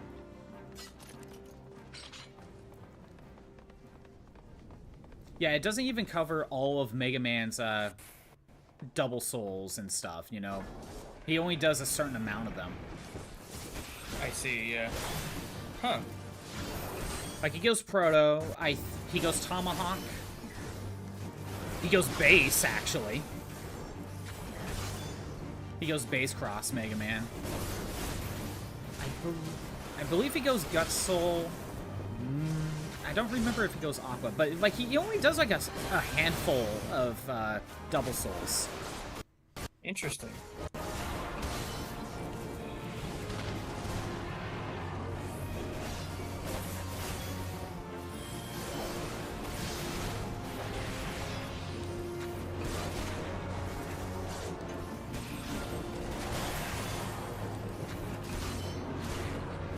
But yeah, I think the art is good, and I think the story itself is fine.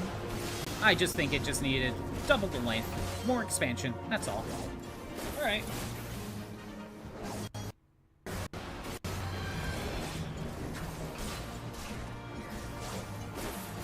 Oh, I remember there's a point where he goes to like this like pyramid in the internet. And this is where he runs into Pharaoh Man. And Pharaoh Man tasks him with a trial where Mega Man has to fight 4 versions of himself, one of each of the elements, and like one of each of the style changes from Battle Network 2 and 3. So one of them's like Fire, Gut, Soul, one of them's Water, Shield style, you know, that sort of thing. I see. And then once he beats all of them, then he obtains Hub Soul, Hub back, I believe. That's how it worked. Oh, okay.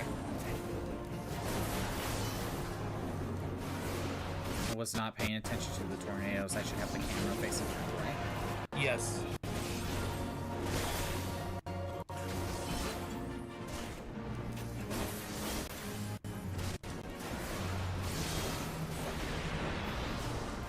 Also, I should look into it again, but I think Bass also goes Hub style. Oh, like that's interesting. He does the Get ability program on Mega Man, and I think he also goes Hub style. Yeah, interesting. Which, in the games, I don't think that would work. But, you know, probably not. This is the manga.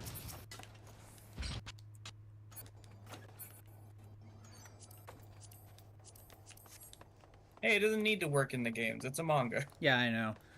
But that might cause annoyances because it's not consistent. And it makes you wonder if, like, the writers even played the games, you know? That could cause a disconnect. I know I think when I read them, I'm like, that's not how the games work. Yeah. Some of that, probably. I forget.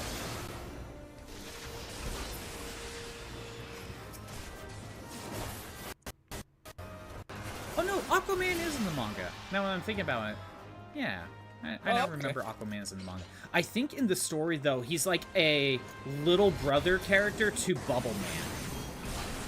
That's very... Like, they're both orphans, I believe.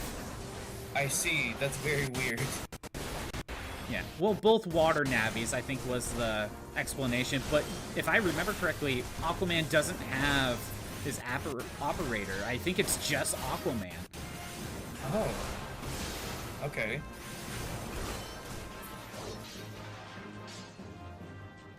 Yeah, I was about to say, I thought that he had an operator, but... Yeah, he does, but I think that was changed in that one. Huh. But I think there are some navies that don't even show up at all. Like, I don't remember if Junkman even shows up at all. So you're not gonna... You know what, that's fair. Yeah, you're not gonna see everything.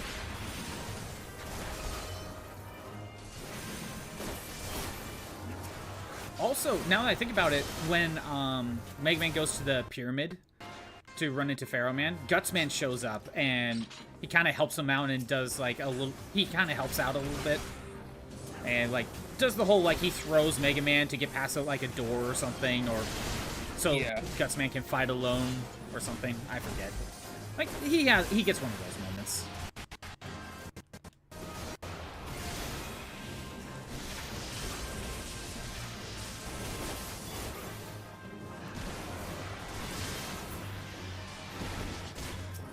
And you know, now that I'm actually thinking about it too, I don't remember if Life Virus shows up.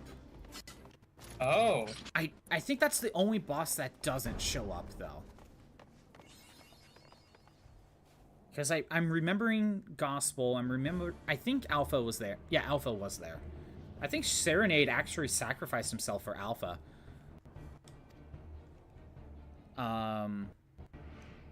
Duo never showed up, I believe. Because they never did the Meteor plot. Yeah.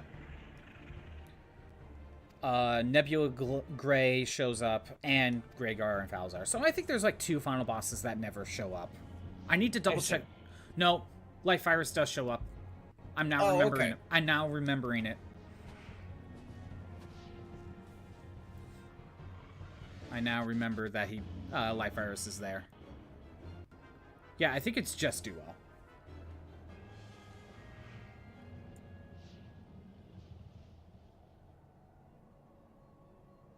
Oh no, this guy is like, you're about to slay Garuda. We can't have that. I'm gonna make this guy wake up. Yeah.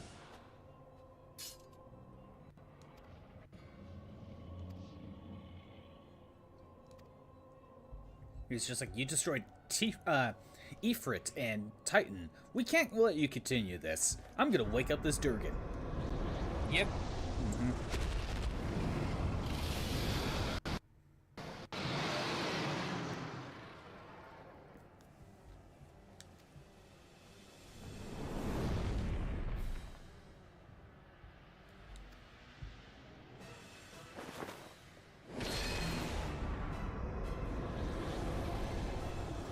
I do appreciate that this game seems to have like 2 sets of villains that are kind of separate from each other. Yeah. We got these guys and we got the Empire. Yeah, although they are kind of working together, but like... They're still kind of separate entities. Yeah. Alright. I'm in. Nice. Alright. Let's go. It kind of makes me think of Naruto, where you have 2 different sets of enemies with Orochimaru and the Akatsuki. Yeah, there's some connections between them, because Orochimaru used to be a part of the Akatsuki, but generally they are separate villains, more or less. Yeah. It's kind of... It was kind of my problem when I was watching My Hero Academia. Every time there's a villain's setup, at least I've only watched like the 4 seasons, and even then I didn't even finish the final season, or the 4th season, I believe. Every time a villain shows up, it's always connected to the League of Villains. I see. That's kind of what annoyed me. Again, I believe in season 3 or 4, there's like this Yakuza group, basically, that basically is separate, but 2 of the guys from the League of Villains are there, kind of almost working together, but then they're kind of doing their own separate things sometimes. It just felt too much like it's still the League of Villains. I see, yeah. Yeah, I just didn't really care for that. Be like, come on. Like, it feels less world building when there's only 1 villain group. Yeah, I see what you mean. Now, a way for it to fix that problem, in the example I just gave with that Yakuza group, that could have been fixed for me is what already happens in the story is after they defeat the Yakuza guy, and he's in a hospital truck or something, or an ambulance, you know, being taken away. The League of Villains show up during the ambulance to go after him specifically for their own gain. You know, they take something from him, I forget. Yeah. If that's all they did, basically that's the only time they showed up during this arc, then I wouldn't have a problem with it, because it shows that we have separate groups, and the League of Villains is kind of doing their own thing that's separate from everyone else. Because they get too involved with, you know, the school, if that makes sense. I see what you mean, yeah. A lot of their plans resolve... Academia, so. A lot of their plans just resolve around, like, interrupting what's going on with the school, I guess. Maybe it's because All Might is there, but, you know, it just kind of causes that problem. And it's just my 2 thoughts about My Hero Academia.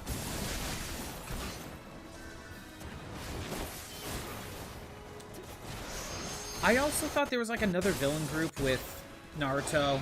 I guess you could count Kaguya, but again, it's also kind of connected to like Akatsuki. Oh, okay. I don't know. Well, or one person from the Akatsuki. It's all weird. Have you seen Naruto at all? No. Okay.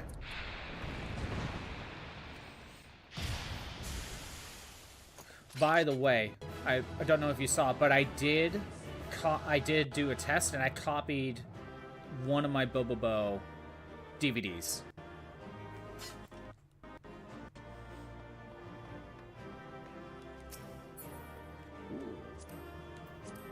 I want that. I'll greed that. I'm going for the music. I'm gonna try to get the music. Okay, looks like I didn't. Oh no, this guy might be going for the music too. That might be why I don't have it.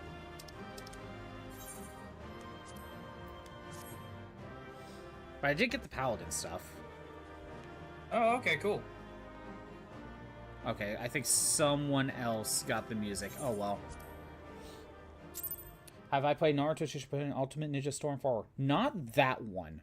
I still need to get a copy of that one. I have played Ultimate Ninja Storm 2, 3, and Generations. So, by the way, if you ever decide to get into Naruto, but you don't want to watch the anime or read the manga, while the first part of Naruto is kind of hard to find a single game or two that kind of covers the story in a well enough manner, I guess. If you want to cover the second half, basically the post time skip stuff, Ultimate Ninja Storm 2, 3, and 4 cover all of that second half of the story, and pretty accurately too. But also in a way where it's not just like, you know, an arcade fighter, you know? It has overworld. Like you can explore each of the lands. You're going back and forth, and there's like it's kind of like an RPG where there's like quests you can do. So you're in the Naruto world, and you're still going through the story. That's still fairly accurate. I would say only maybe like 5% is inaccurate, and it's a good alternate way to go through the story. I see. Okay. Yeah. Sadly, I'll keep that in mind then. Yeah, sadly, I don't think there really is a good way to cover the original Naruto storyline as effectively without it just being like, oh, we're like Naruto Generations would be like, oh, we're going to cover the first half, but we're going to like do like only the key fights, and everything in between is just like text boxes that kind of tell you what happened. I see. And it's like, that's not really a good way to kind of cover, in my opinion. Okay, You gotta head out? I might have to head out here soon, yeah. Alright, you don't have to wait for me to go through this cutscene, do you? No. Okay. Actually, give me 1 second, I need to check something real quick. Storm 1 is okay for Naruto, but still, I haven't tried that, and I still want to try that, Crimson, and see how well it covers the original Naruto story, and see if that's a good option. And I know for modern consoles, they have a combo pack of Naruto Ultimate Ninja Storm 2, 3, and 4. Like an all-in-one pack. So you get 3 games. Storm 1 has the best overworld? Nice. I definitely should look into that one of these days. Yeah, all right, let me hit a return, and then I will have to head out now. Okay. Have a good rest of your day. Yeah, I might stick around and chat for a little bit, but I gotta drop out of this at least. Okay, that's fair. Alright. I'm gonna go ahead and get out of the call. Have a good rest of your day, at the very least. Okay, get out of there. Close that. Audio's being dumb. Let's go ahead and fix that.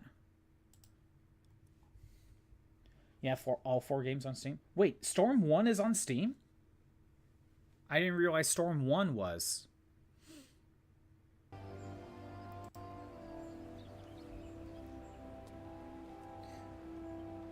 Well, I have not played Storm 1 or 4 for that matter.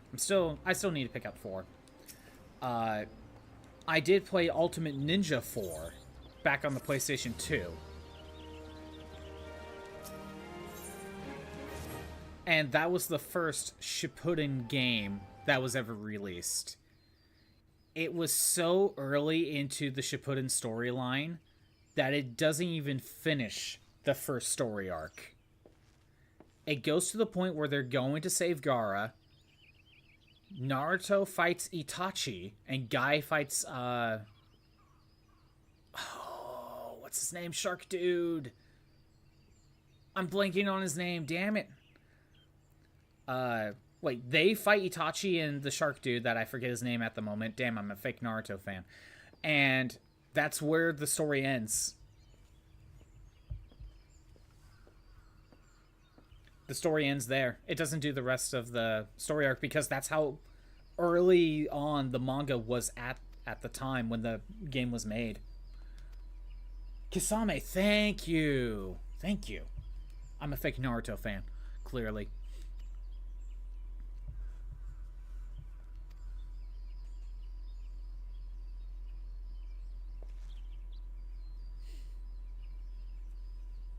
I'm pretty sure you were right. I'm pretty sure you're right. Kisame sounds right. You know what? I'm going to do a quick Google search. Naruto Kisame.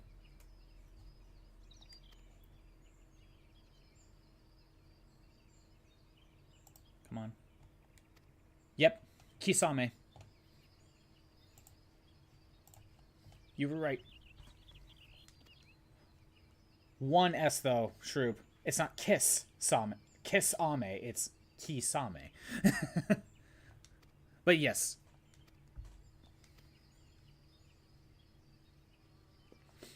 You're not trying to kiss Ame. You're saying Kisame. Storm 1 until 4 is on Steam. Connections and Revelations is also on Steam. Just missing Generations. Really? I didn't realize Revelations and Connections was on there too. It's kind of interesting Generations isn't on there. As someone obsessed with the Akatsuki, you would know his name, but also it's Kisame because you wanted him to kiss me. Ah, I see what you did there. Do I have that one? Hold on. What do I have? I think it would all be PS3. Nope, I only have the 3 Naruto ones on PS3. That's right. I was just double checking, but nope, I have 2 Generations and 3.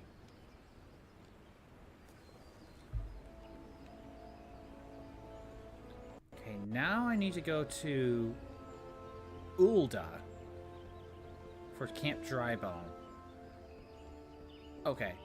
Instead of doing that, since I have to take the airship... Oh, let me go ahead and get out of the party. Disband. There we go. Dataro is your favorite? Dataro is fun. Naruto should put Ultimate Ninja Storm 4. Oh, you're asking. True.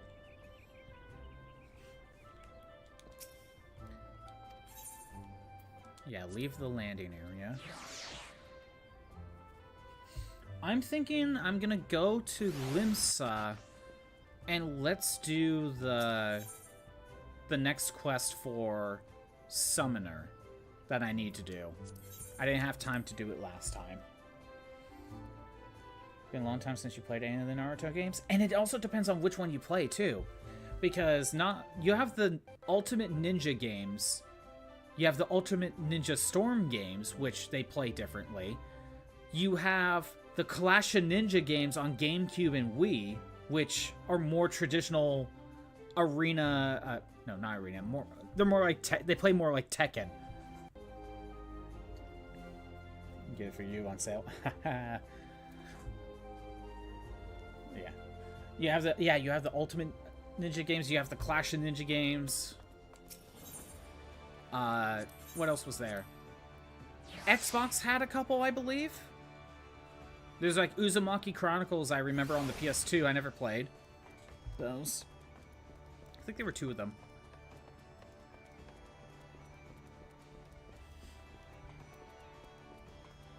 It, like, at the same time, like, we had Clash of Ninja, Ultimate Ninja, and I believe, like, Uzumaki Chronicles all going at the same time, and they were kind of different console Naruto games.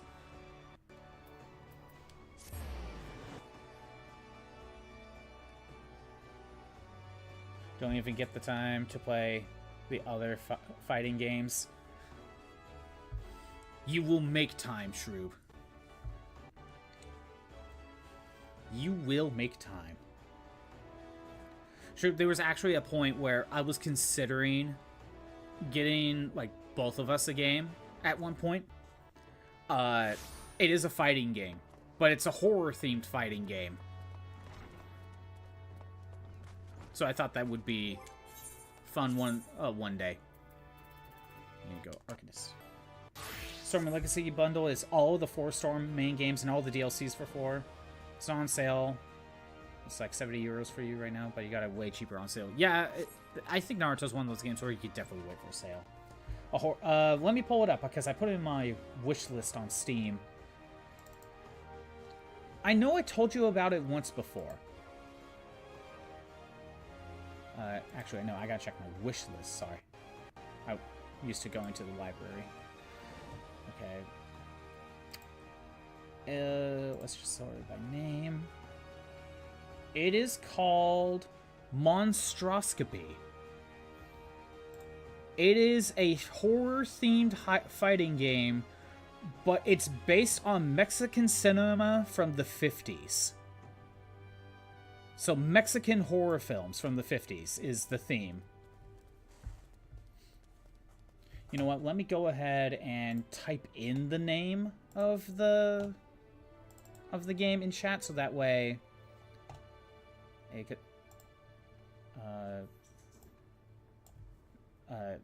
so that way you can look it up if you feel like it. Paste. Bop. There you go. Monstroscopy. It's an indie fighter.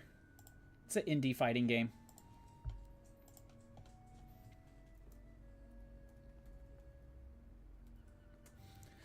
But I heard about it a while back. I'm like, oh, that kind of seems like a fun, simple fighting game. By simple, I mean, like, pretty much, like, I don't think it really has, like, story mode or something, but the theming is good enough for me.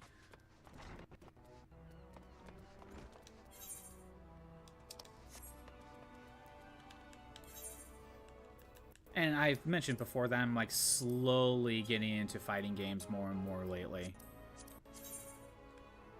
I need to go to Upper Lenosa. Okay, so the fastest route would actually be taking the boat over here.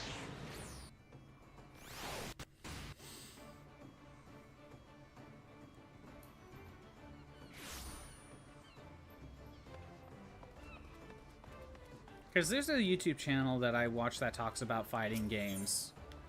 And he's not like a super competitive guy, but he just covers a bunch of stuff. I think I want Aleport.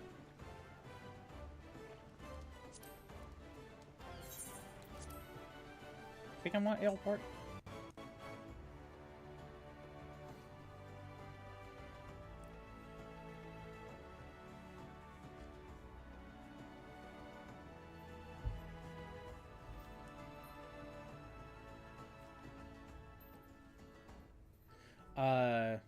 You got all 4 plus the DLC for Storm for 25 euros? Oh, 25, 24 euros? That's not bad.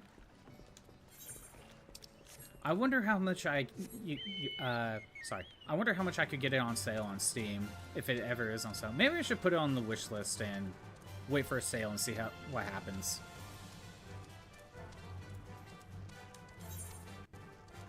Because I didn't realize Storm 1 was also a part of it. I thought it was just 2, 3, and 4. You will fight me? I know you will. We still need to do Blaze Blue. We just keep forgetting to do that. Well, we got Blaze Blue, Crimson. We got Blaze Blue. I still have it downloaded. I haven't booted it up because I'm lazy and I forget things.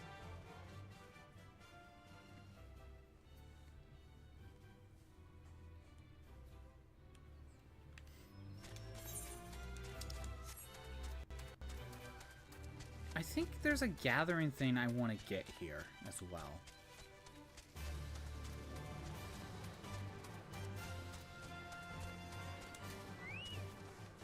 Okay, hold on. While I'm here, let me see. I think there's a gathering thing I want to do. Dried plums. And I think that's in this area.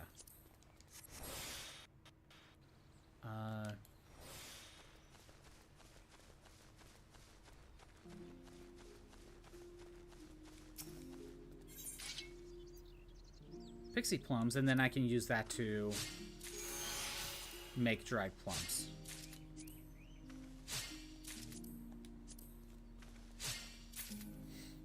This is one thing about anime fighters like Naruto and Dragon Ball.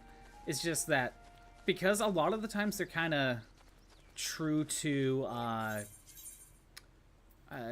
power scale more or less. A lot of the times, like, there'll be a lot of different like Naruto's and Sasuke's that are just overpowered. Where it's like, oh, the best character of the game is like one of the Naruto's or Sasuke's. It's like, oh, of course it is. It's also been a while since I played some Naruto games. I kind of want to play the Clash of Ninja stuff lately, actually. Considering that the first two are on retro achievements now.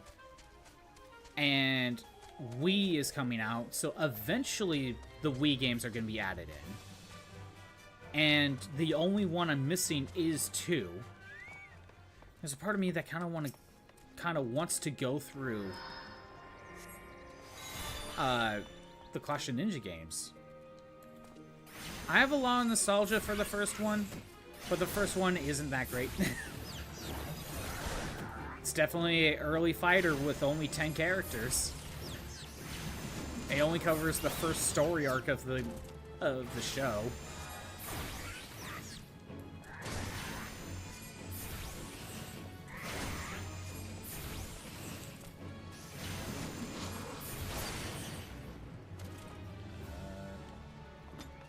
Might as well get rid of these guys while I'm here.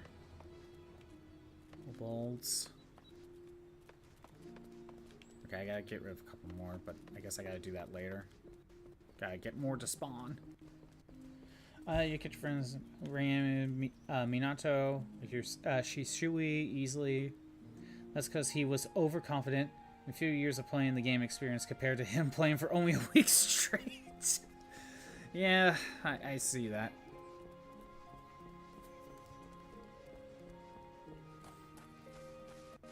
Well, you know what's funny with the Clash of Ninja games is that there's actually a lot more games in Japan than there is in America. Like, we got the first 2 games, but there was 3 and 4 in Japan on the GameCube. But when we got the Revolution games on Wii, if I remember correctly, the first 2 are basically just 3 and 4. Or maybe some of them are kind of mixed together in a weird way. Like, it's not one-to-one, like, oh, Clash of Ninja 3 is just Revolution 1. No, it's not just that. I gotta find hidden slips of parchment. Okay. But then I believe Revolution 3 was made for the Wii exclusively. And it wasn't like a lost GameCube game. But that's because the original Clash of Ninja 1 on the GameCube came out really early in the GameCube in Japan. You know, around the time Naruto first started coming out. But in America, we didn't get Naruto for a few years. So, we got the Clash of Ninja 1 and 2 very late. You know, it took some time for Naruto to get popular because, you know, anime was just not as popular as it is now.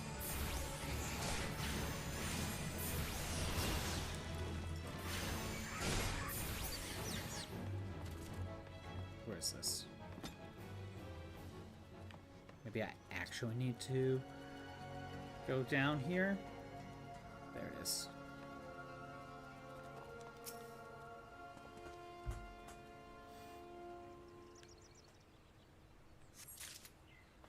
And I remember I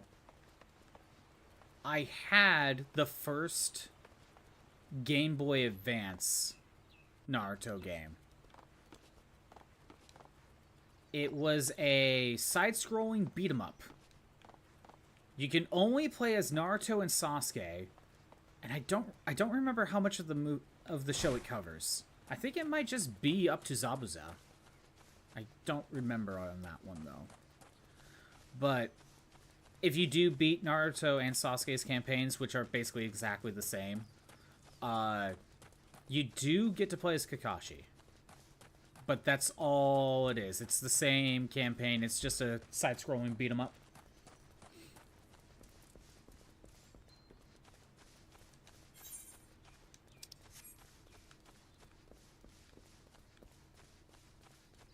Oh, I need to go over here. Actually, maybe it covers the second part just a little bit. I don't remember.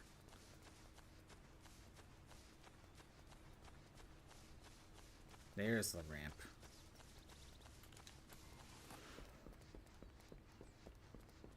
Screw Sakura. Of course, like, Sakura just... Every time she gets a power boost, Naruto and Sasuke get even bigger power boosts.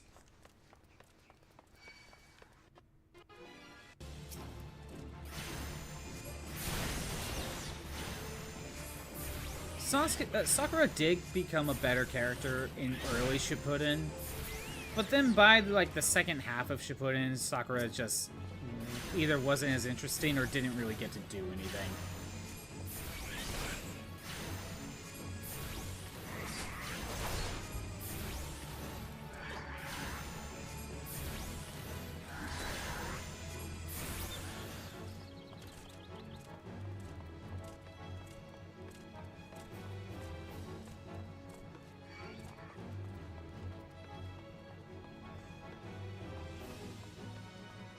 Am I still being chased down by a kobold? I am.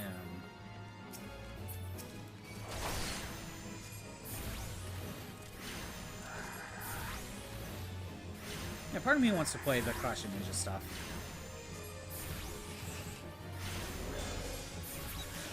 Again. You know, part of me is thinking that if I ever decide to stop playing this game for stream, right? I don't really have any other multiplayer games, at least as of right now, to really replace this with.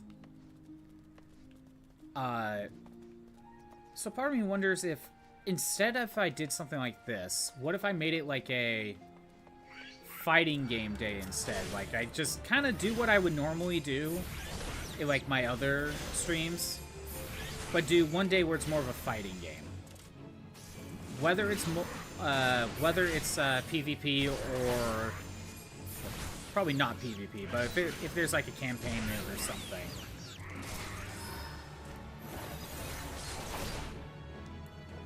I don't know. It's just something to think about. Because to be honest, with how my streams are and how my setup kind of is for how I handle things, it's kind of hard for me to like just go with a fighting game as a choice.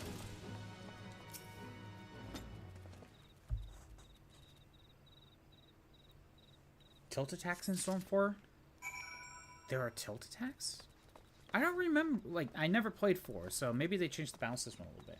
You could do, like, a campaign, or if a viewer wants to fight, they could challenge you. Yeah, and because, you know, I always mentioned that I wanted to do Dissidia. There just wasn't really either a good time, or I just got distracted with other games. And Dissidia would count in this. And So, like, I could do, like, campaign stuff for Dissidia for a while, and either end the stream, or if someone's like, hey, let's do some PvP, be like, okay, why not?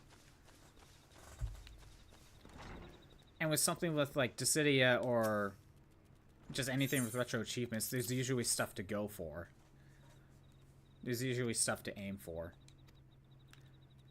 However, the older fighting games you go to, like if you do like a Street Fighter or Mortal Kombat or like any of the, like the arcade ones, really all you have is the basic arcade mode. You just got the arcade ladder. Retro achievements would probably add a little bit of challenge to it. Usually there's probably like some sort of goal to go after. And you probably would have, if you were doing PvP, you'd probably have to do Fightcade. Which I don't know if Fightcade in itself is linked to retro achievements or if that's like a separate thing. Actually, no, if you were to do like arcade stuff, I think for retro achievements, you would have to do like Retro Arch. But then if someone wanted to do PvP in, like, say, Mortal Kombat, you would have to go with not Retro Arch, Fightcade. Or, you know, have, like, the new collection. But, you know what I mean.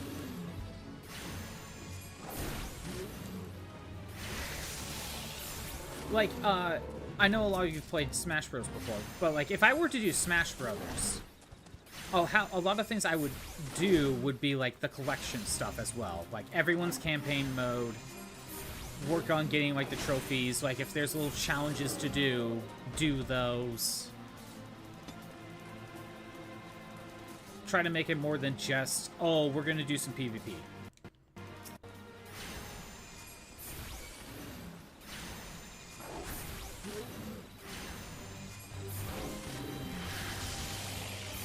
But I think with how I currently have things set up, if I were to try to do something like that, I think it would have to kind of...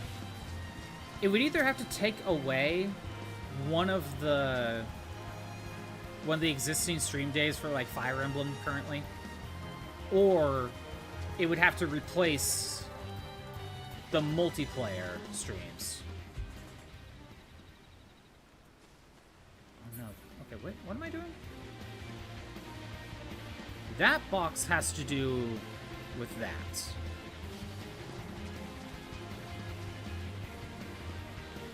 Oh, never mind. Never mind. Dance.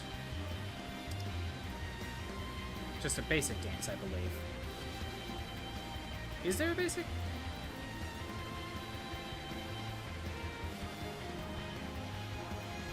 No, probably just any dance, right?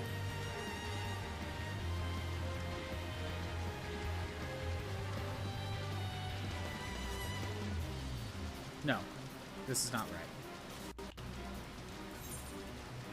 Not step dance.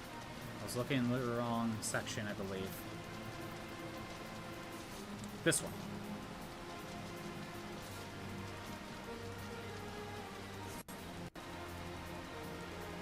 There we go. Now we open it.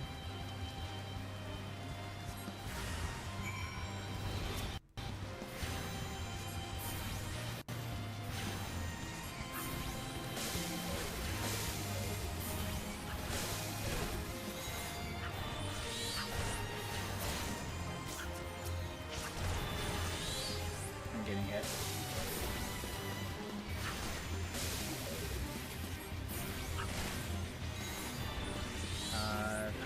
That's heal.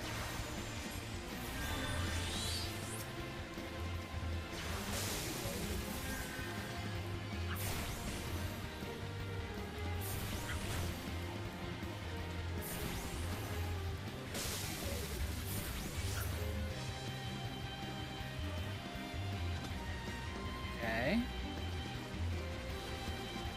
Now I open the box again.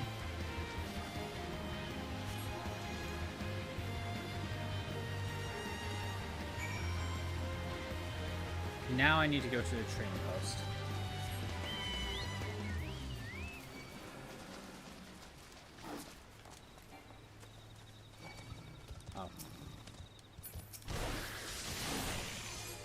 Gotta deal with Corals.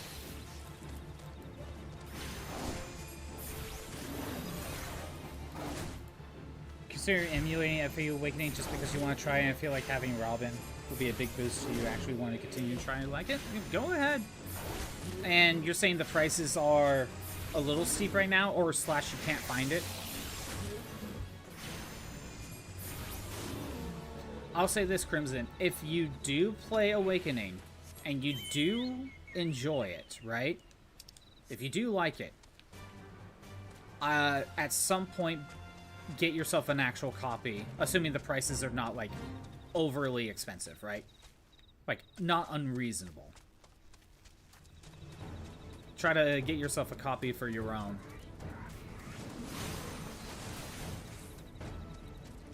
Because I'm of the mindset where it's like, when it comes to games that I've played where it never released over here, you know, like, you don't want to buy it right now because you don't know if you... Yeah, that's the thing. You don't know if you would like it. You do want to get if it's like something you would normally try to do. That's a factor. Sometimes you just don't know if you're going to be that interested in the game. In that case, you would have to hope that a friend has it so you could try it. But if that's not the case... I need to dance again? I need to dance again.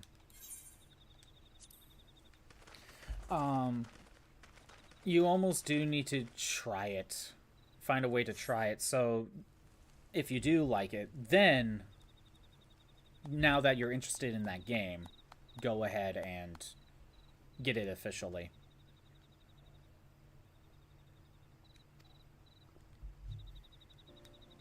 Because I have this thing where,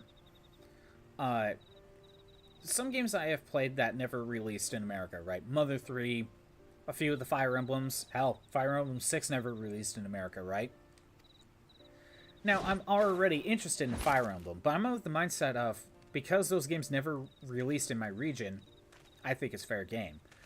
But, if the game in any form ever does release officially here, then I think I'm obligated to pick it up.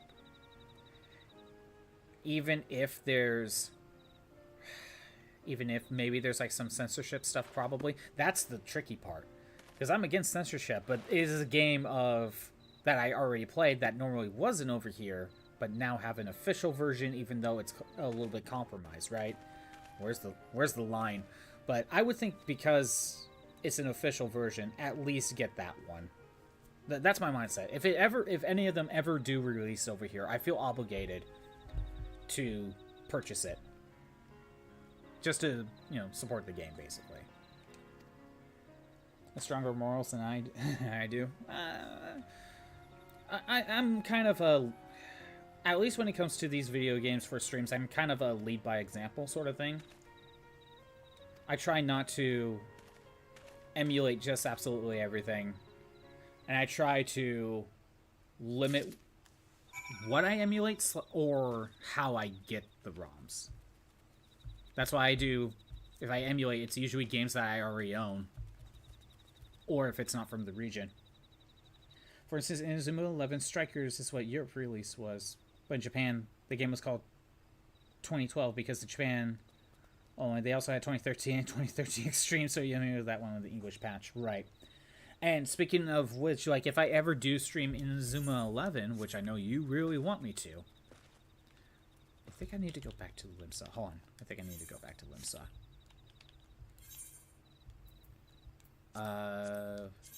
Yeah, okay. Back to Limsa. Because of how my rules are, how the game's never released in my region, they are fair game. Other than the brand new one. However, the original game did eventually make it over here as a download for the 3DS eShop, I believe. However, the 3DS eShop is discontinued. So essentially, I can't play it anyway. So I basically see all of Inazuma 11, except for the new one, as fair game.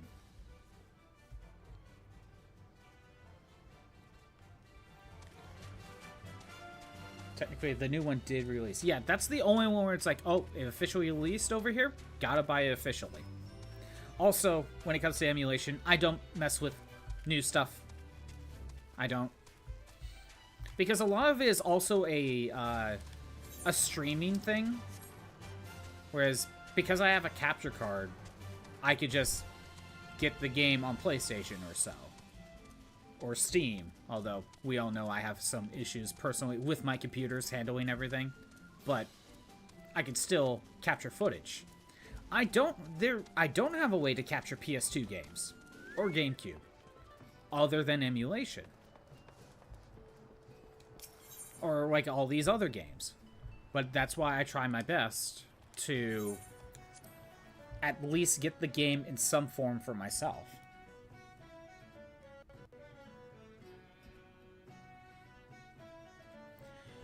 That was only the first one anyway.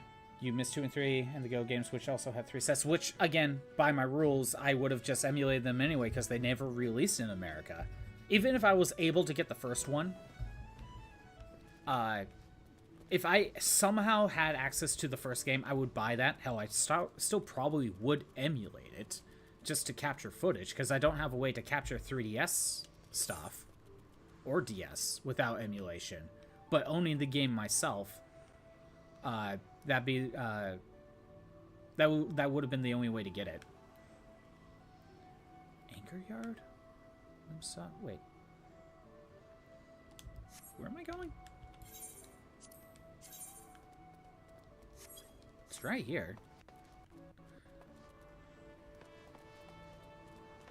I have to do a dance, I think. Some of this is being cut off by my summon here. Hold on. Dance for that character, Anchor Yard. Limsa, where's Anchor Yard?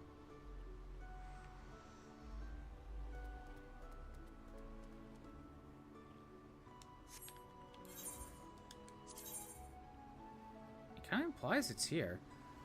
Oh, is Anchor Yard in the upper section? Oh, there's Anchor Yard. That's why I got confused.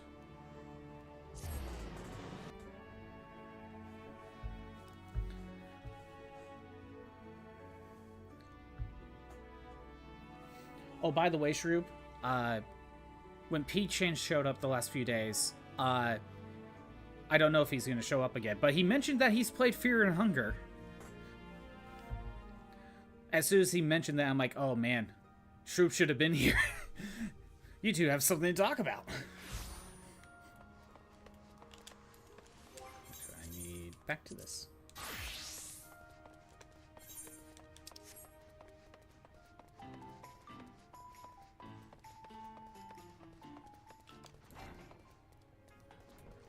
Here we go.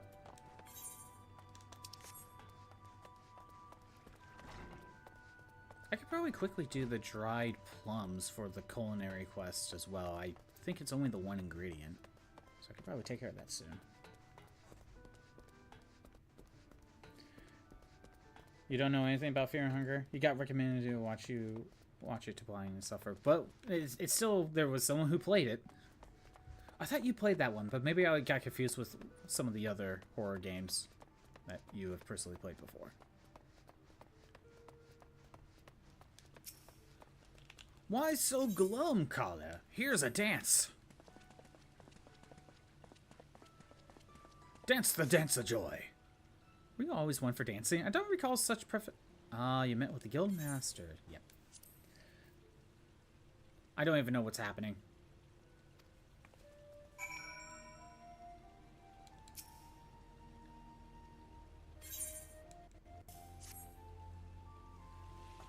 You're going to play it, but your friend Oysters is the one who's hounding you about it. What's stopping you from playing it?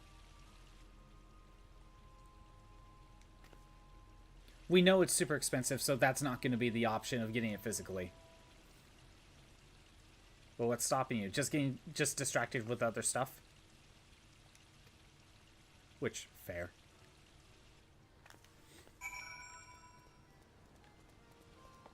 By the way, Shroom, I know I probably asked this before, but did you ever stream the Resident Evil games already? You bought it on Steam? Oh, it's on Steam. I thought Fear and Hunger was PS2. It was stuck on PS2. I must be confusing that with like Haunting Ground and stuff. Oh, you said you have to record it because of censorship. You have to censor it a lot more. That's what it was. You only streamed RE Village. Okay. And Village was 8. Okay. Because I was going to say, if you ever decide to play more of the RE games, that would be the perfect time to do Sweet Home on the NES. Again, I've mentioned before that Sweet Home, the NES game, is basically a prototype of Resident Evil.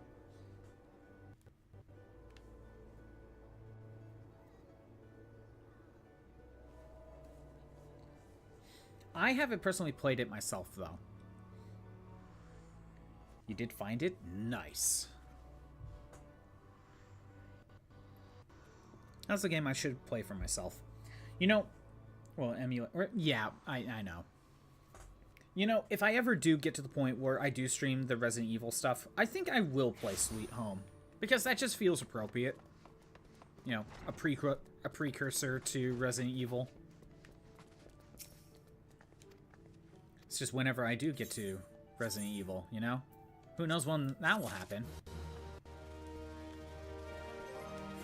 Okay, the level 25 quest is done. I think I can quickly take care of this. Just make one thing of dried plums. Yeah, Shrimp, I do not expect you to hunt down an original Japanese Famicom cartridge that you would have to import from Japan, and you can't understand what's being said anyway. So you would have to emulate it anyway, just to get, like, a fan translation.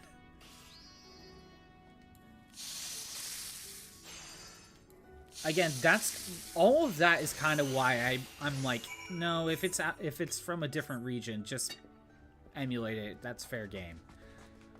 Again, I'm kind of thinking of, like, the average person, like, that doesn't know, like, how, like, you know, you don't know how to import games, but yet you know how to emulate stuff. You get what I mean, though. Like, that's a big, that's a lot of steps just to play one game that never released in your region. From FromSoft, they released before they made Dark Souls that you want to play. You mean, oh, Kuon. Okay. I don't know about that one.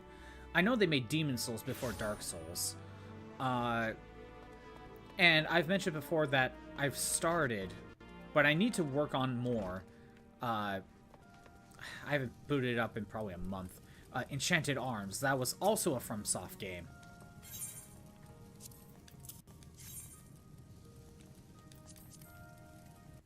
But that's a more RPG that's more akin to Final Fantasy X.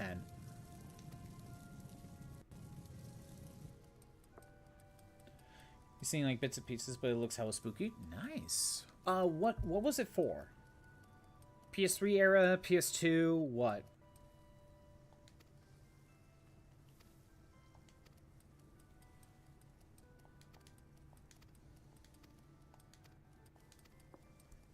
PS2? Okay. Now here's the real kicker, right? How much? Kuon. Oh. Anyone want to take a guess on how much a complete copy of Kuon is on the PS2? Take a guess. Price is Right rules. Highest without going over.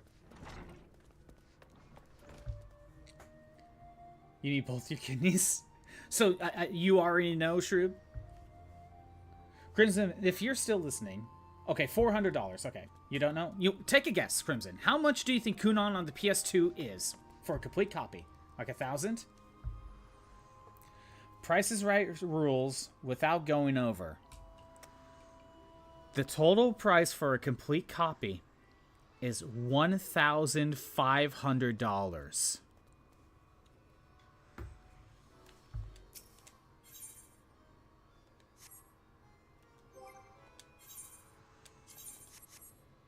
Yeah, Crimson wins that one. Yeah, and also, why is it that spendy? Oh, can I start the... Can I start the other one? Yeah, that's way more than what some of the other ones we looked up were, like the Silent Hill stuff. Like, that is nuts. You want me to make a outgoat steak? Can I make one?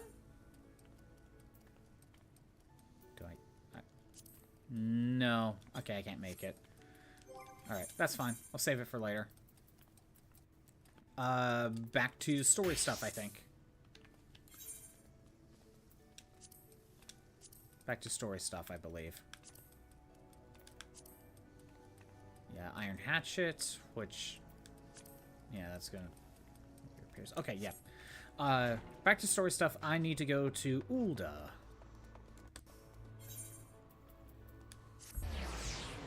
Like Rule of Rose, you will find other suspicious means.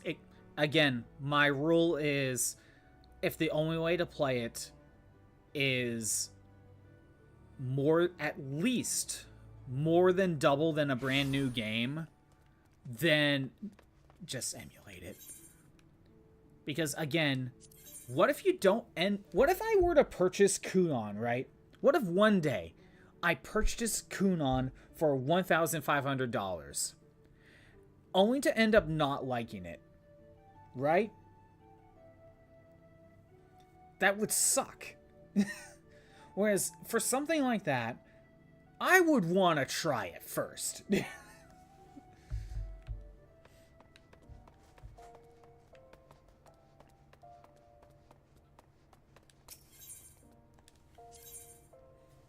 Again, it's like what Crimson brought up earlier. What if he picked up Fire Emblem Awakening?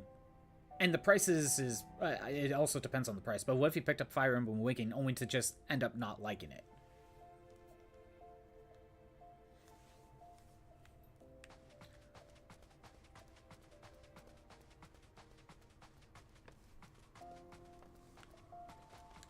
You say Rule of Roses is a staple of horror? I think we looked up Rule of Roses, too.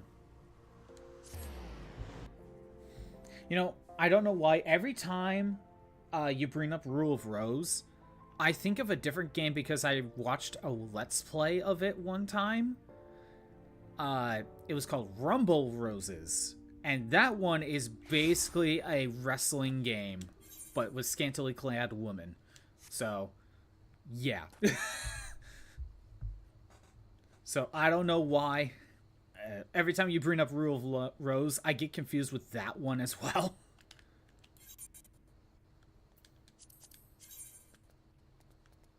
Oh, I needed to go to Eastern. We could still go this way. I don't know what will be faster. Sorry, what? Rumble Roses. It's basically a wrestling game. But I don't think it's like a WWE or anything. I would almost call it... It's not anime, but it's not realistic either. I don't know. The plot twist is that they're the same game. Need you to say that again slowly for research purposes. Jennifer must teach her dog Brown to wrestle on an airship. Okay, Rumble Roses. There are 2 games. One on PS2, one on 360. I think I'm familiar with the PS2 game. I don't know if the second one is any different. A complete copy is $30. I feel like I should rewatch that Let's Play just to remember why.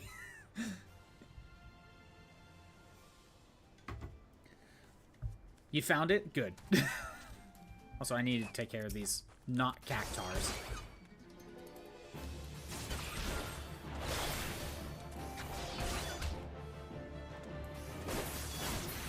I need to, again, now that I need to rewatch that Let's Play to remember what freaking happened and what was going on in that game, because I think it was just really weird as well.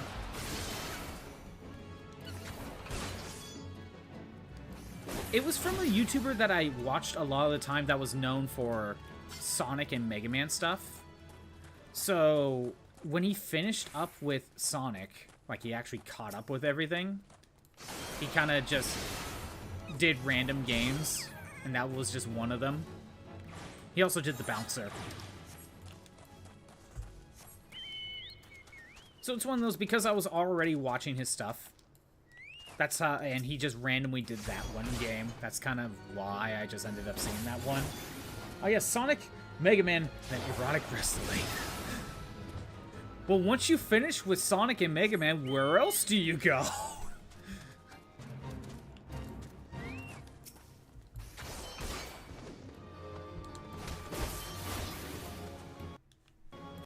It seems like the next thing. It's very logical, I swear.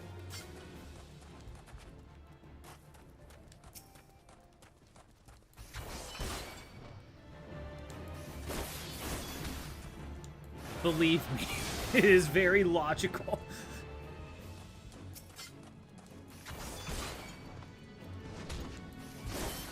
The Holy Trinity, exactly.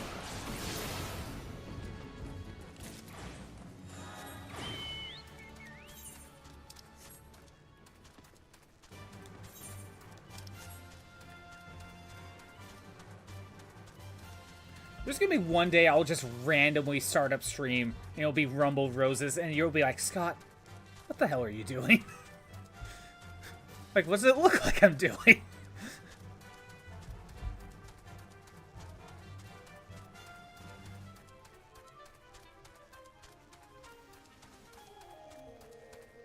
It's gonna be like, if I ever get that light gun, do it, you won't. Exactly. I first have to get the game first. Should play Senkan Kagura. Yeah, exactly! Crimson, I was just about to say that if I were to ever get that light gun that works on the PC, I will totally play Senran Kagura. Because it was made for it. It was made for it. I can't not play that. Although Twitch will probably say otherwise. But still, I can't not play that when you have the light gun.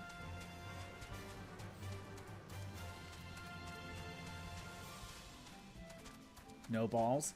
It'll be one day when everyone least expects it, Shroob.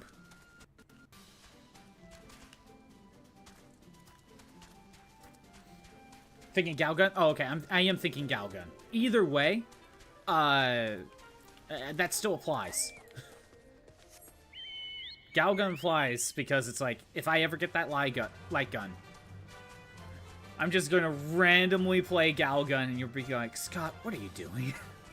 It's like, I'm shooting these girls with pheromones with a gun. With a light gun as well. What's it look like I'm doing?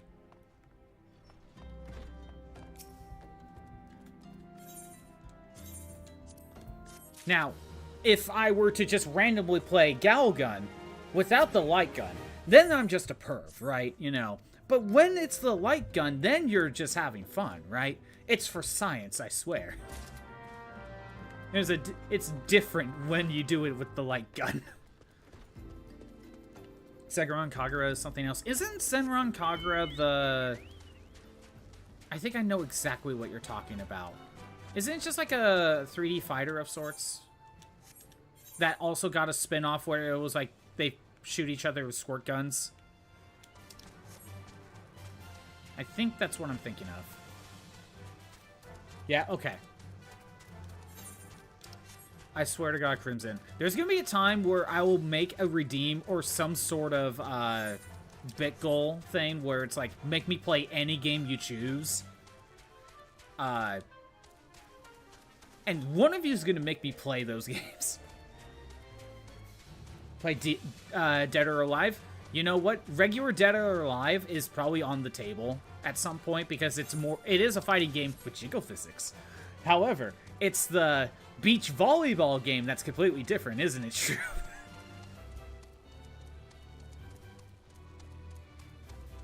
Because, you know, if you're playing Dead or Alive, at the very least you could be like, hey, it's a fighting game.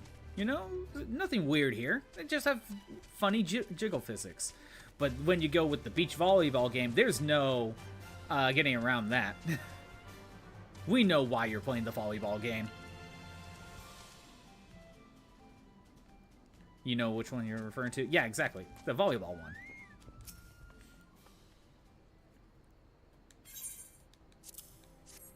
You'll choose Inazuma 11 Senron, and you're going to be on that list until you make it finish off. I know.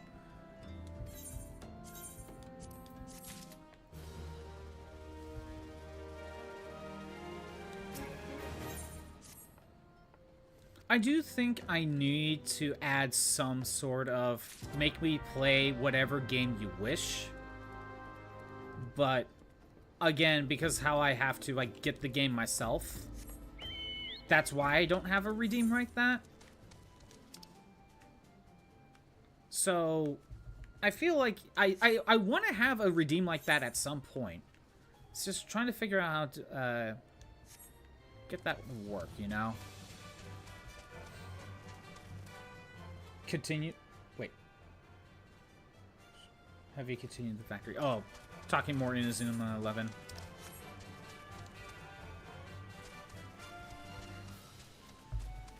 Because me personally, like, as of right now anyway, I feel like if I were to have something... Blizzard.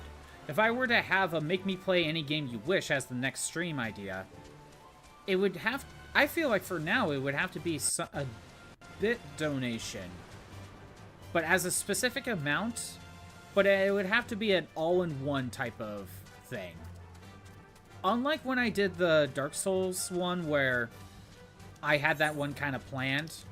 It's just more of, hey, you hit this bit goal, and it, you know, that's when we'll do Dark Souls, but it's cumulative.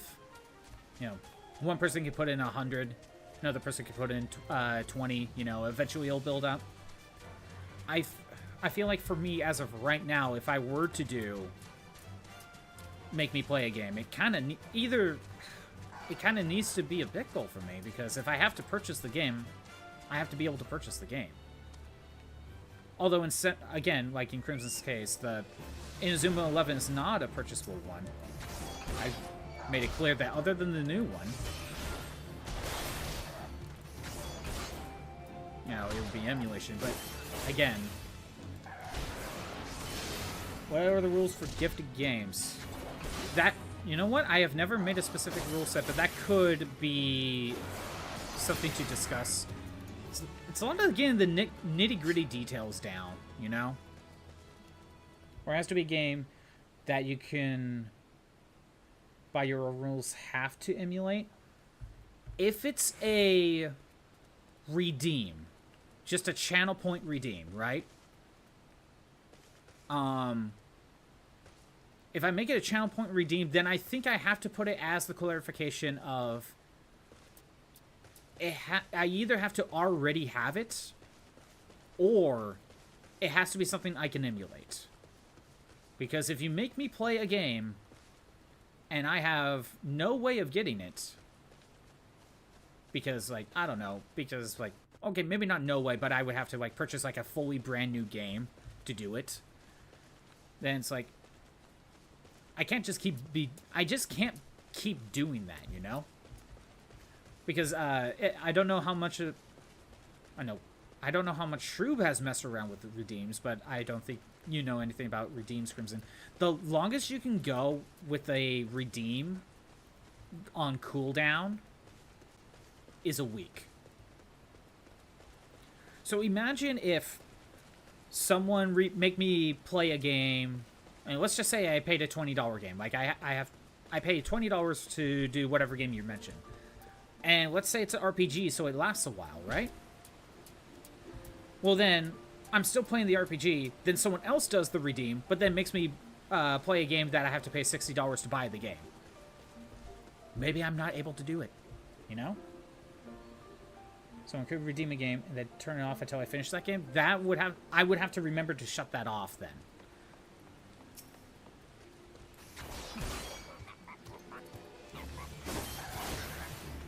You have to manually toggle it on and off at that point. Exactly.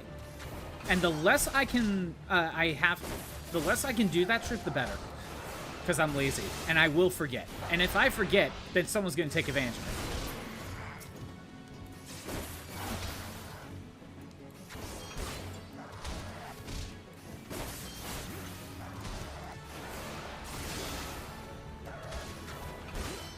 And I bring this up because, you know, Crimson keeps wanting me to play Inazuma 11. And I'm pretty sure Shroob wants me to play some other games, right? But with how I do things and how often I play, like, RPGs and stuff, I constantly kind of know what I'm going to be playing, right? So, by the time I plan for whatever game we're even considering, it might be a long time. So, the idea of make me play whatever game you feel you want me to would just speed up when I do that, right? It's kind of like when someone makes me do a challenge run thing, you know? It just puts it up the list on priorities, right?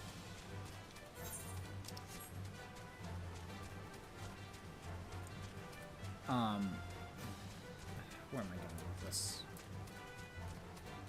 I think I lost my train of thought.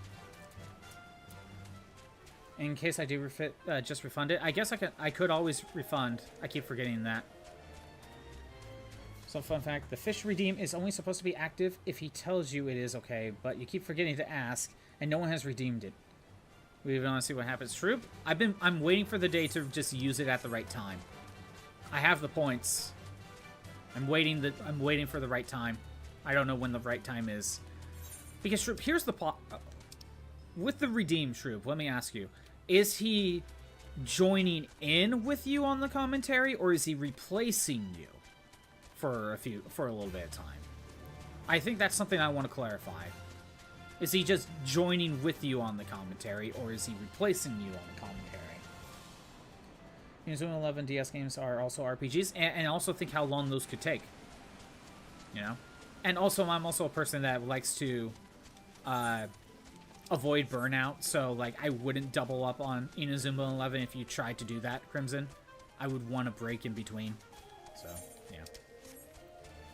Replacing you. Okay, yeah, replacing you. So, Shrimp, here's the problem I'm having. You stream horror games, and people find it funny when you get scared because of those horror games. If I do the redeem to replace you with fish, then you're not getting scared by the horror game. You see, that's where I'm having trouble finding the right timing.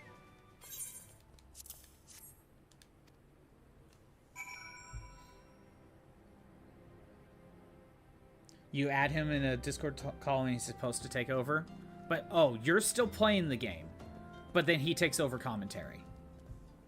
Your mic is still active, so he's doing... Oh, but he has to commentate. Oh, okay, that's how it works. Okay.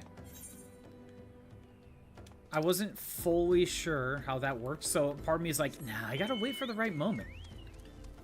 Gotta wait for it.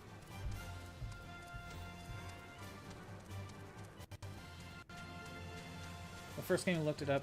We're focusing on the main objectives. Inazuma 11 is about 16 hours in length. But then 100% Caprician is about 60 hours. And, you know, Crimson, if I ever do Inazuma 11, there's retro achievements. And knowing me, I probably will just do that. I probably will do that. Because I'm nuts.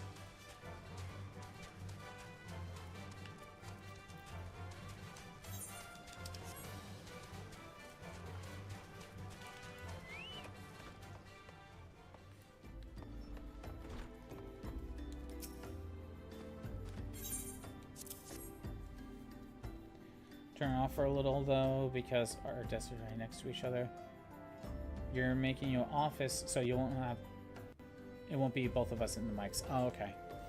So it might be opportunity to get the office put together. That's fair. All I'm saying is, I'm just waiting for the right timing, Troop. I'm waiting for the right timing. I just don't know when the right timing is.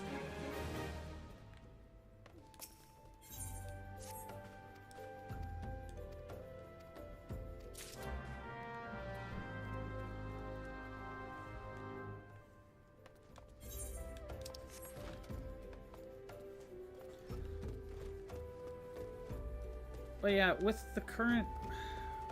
the whole make me play whatever game you want me to play, because it wouldn't have the restriction of me having to play it before, right? I feel like there almost has to be two versions of it. One is the redeem with the restriction of I either have to have it or I have to be able to just emulate it, which I would then have to explain my rules of emulation, of how I handle things. Or, if it's a game that I have to go and purchase, I have to go all the way to Lenosa. Okay, we're gonna be a bit. Unless I teleport, but I don't feel like doing that. I'll save the money. So still but it almost needs to have another variant to where if you want me to play any game, but it's a game I have to purchase to get, then I think it needs to be a bit thing. But whatever amount I set it to, it has to be one of those things where you have to just do all the bits all at once. Be like, this is for playing this game that I choose to decide. I don't know, but stuff like that is something I can't always have listed, you know? I don't... if that makes sense. Because when I did the bit goal for Dark Souls, it was a community of... you know, anyone could put in however they want, but Dark Souls was planned when that goal was finished. It was basically pre-planned.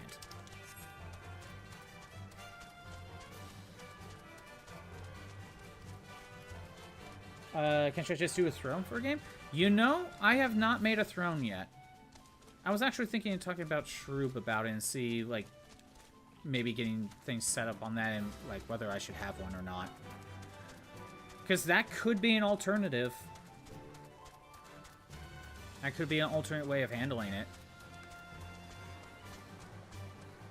Or slash, like Shroob said, as a suggestion, just gifting the game. You gift the game, it works as, you want me to play as my next stream thing. That could work too, maybe.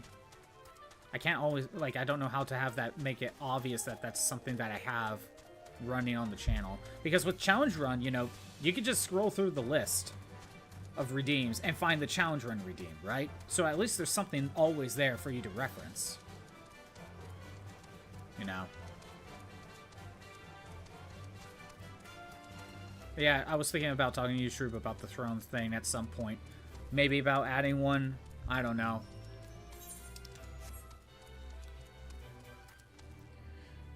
Because you can do crowdfunding if like multiple people are asking for a game. You can add it to the throne. That way it can be either crowd or one person can pay for it fully for you to do. Kind of like the Bloodborne thing, except the Bloodborne one was planned.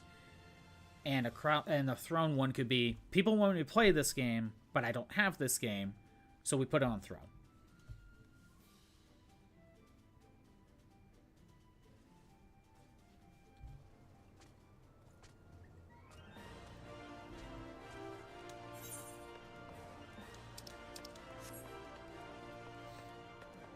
Maybe.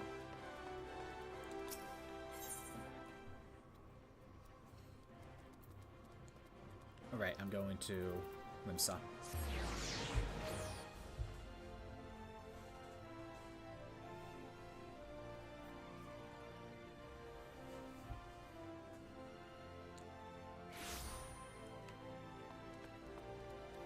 But I could add the make me play a game redeem as a redeem with the restriction of it either has to be a game I have or a game I can emulate.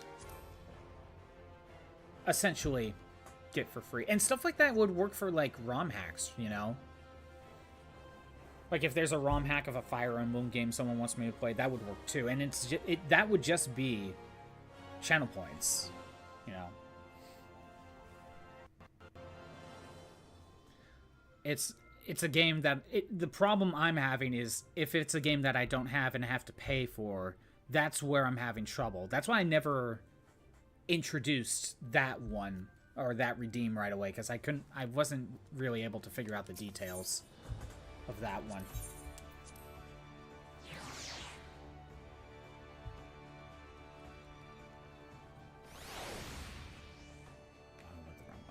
Oh, no. It works out fine. Yeah, I could add that in. Maybe I might make it double then. It's either I'm going to make it the same amount as Challenge Run, or I'm going to make it more. And at most, I would double it than Challenge Run. I don't know. Pricing is hard. Pricing things is hard.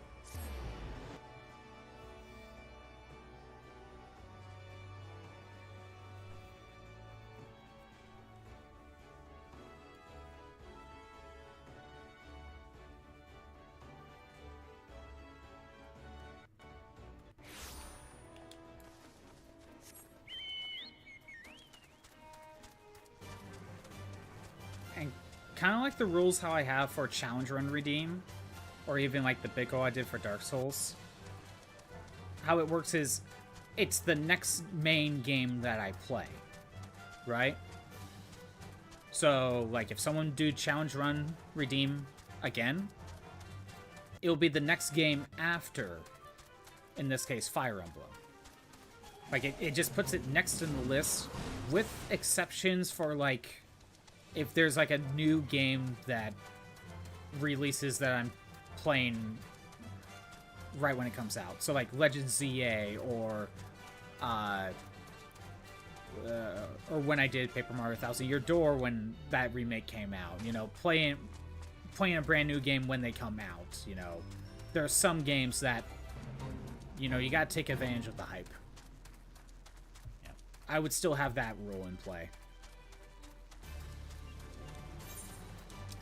I don't pre-plan a lot of those, but, like, sometimes you gotta take advantage of the hype sometimes.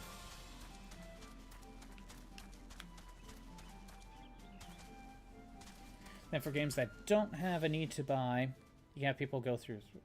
That I don't have a need to buy, people go through the throne, because it could just be a link. Yeah, okay. Put the explanation of how the throne works in as tab info. I guess I already have kind of a section that would work for that in my info tab. I can easily add another link.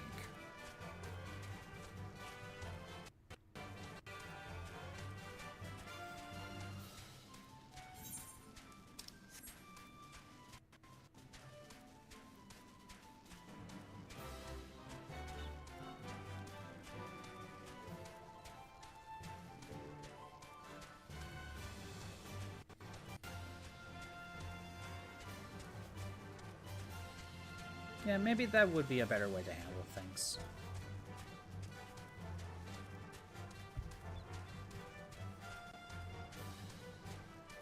Because I'm thinking of stuff like, I know I will probably play Inazuma 11 at some point, but I never know when because I have so many other games I kind of focus on, right? So having a redeem like that that forces me to play whatever you want me to play is a nice idea in my mind. Because if I don't, who knows whenever I get to it. If I ever do.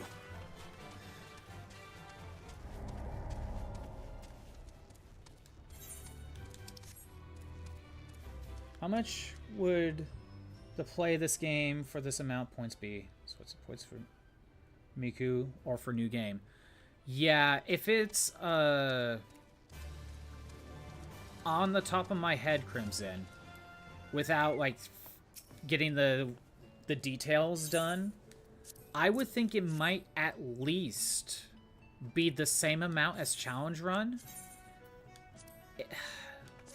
At least the same amount as Challenge Run, if not at most double the amount of Challenge Run. That's just what I'm thinking of off the top of my head.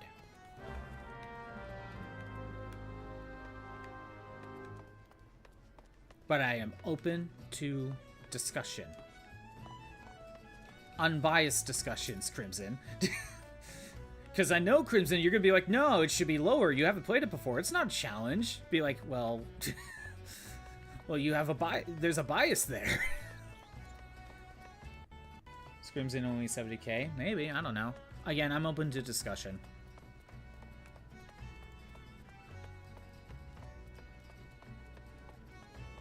But again, I was thinking that price point with the idea of potentially having to pay for the game, but if we're doing that aspect in a different section,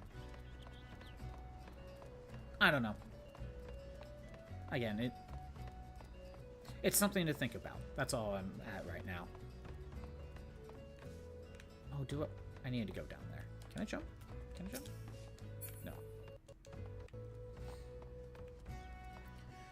You have only 70k, so it would be a bit if I put it at 100k. Well, it's something to save up for, you know?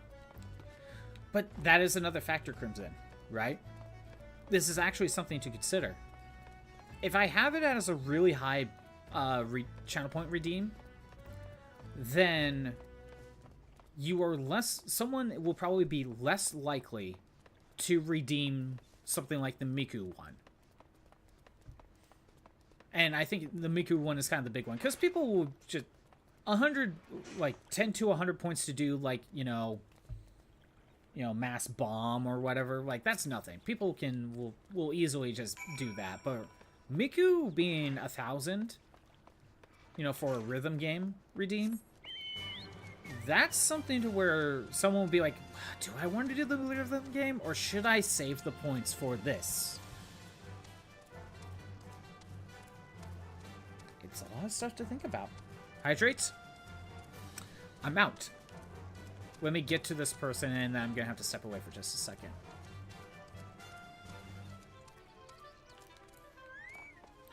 Alright, let me step away for just a moment. BRB.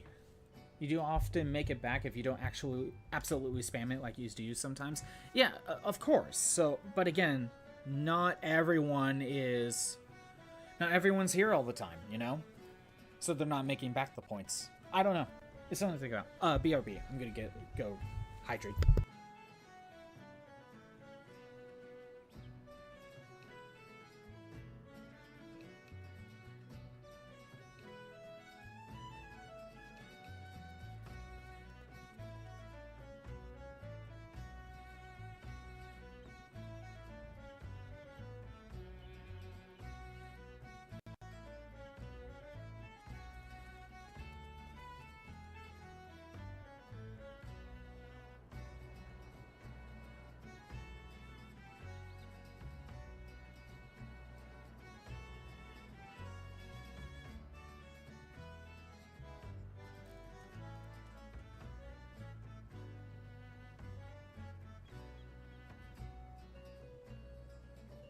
I am back, and I shall hydrate. Yeah. You know what? I think Scuffbot's here. I'll take the time to fix that.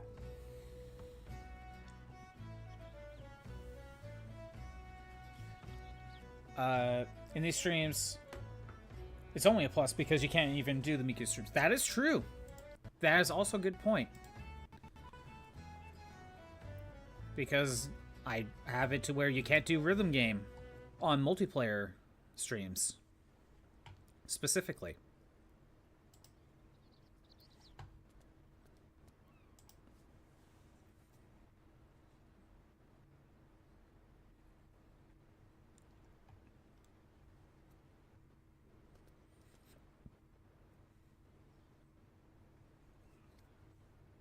Alright. Scuffbot should be fixed. Audio's being weird. I'm gonna reset it.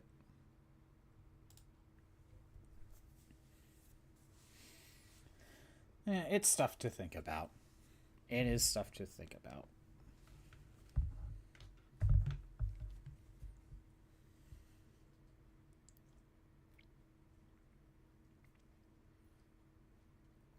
Is the audio... How come it's not loading back up? Is it doing the whole... Oh, it's running! Even though it's not. No, not yet. It's not doing that yet.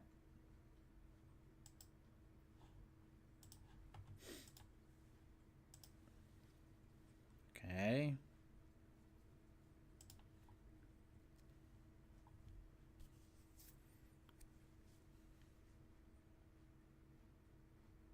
Okay, good. I was gonna be like, what the hell? Why is nothing working?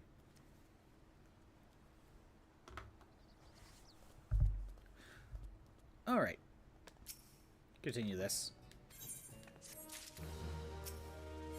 I could do the Dragoon Quest, now that I think about it. I would basically have to do that right now, and who knows how long it will take. Actually, it's not the final Dragoon one. Where am I going? Where am I going? Oh, just right over here.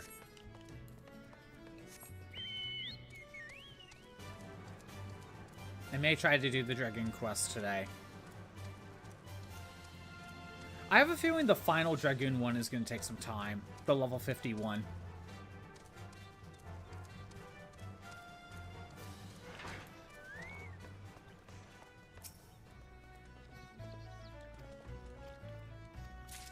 I have no idea what's happening. If I ever play Inazuma 11 alone, save Strikers for after I play the main games. They're basically like no story in the 2012 normal version of Strikers. 2013 Extreme ones don't tell the story as much.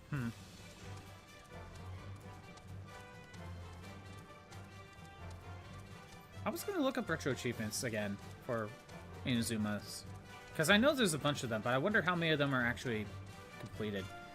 Also with DS, I would need Retro Arch. I've tried to get Retro Arch going so many times. But I just couldn't get it to... The last time I tried getting Retro Arch going, I couldn't get it to find my games. It kind of pissed me off.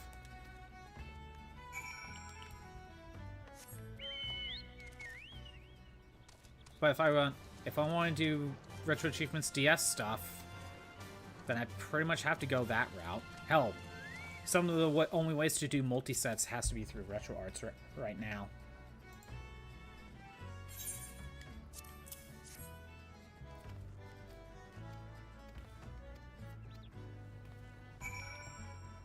I don't need to sign in. I'm just looking for Inazuma 11. I know I looked this up before, but... Okay.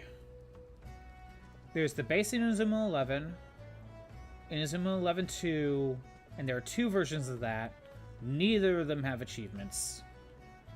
There are 3 versions of 3, and none of them also have achievements as of right now. Then there's Strikers on the Wii. No achievements, because... Oh, actually, there's 3 games on the Wii. None of them have achievements, but at the same time, Wii games are not even available yet. So, as of right now, the first Inazuma 11 game is the only one that has achievements.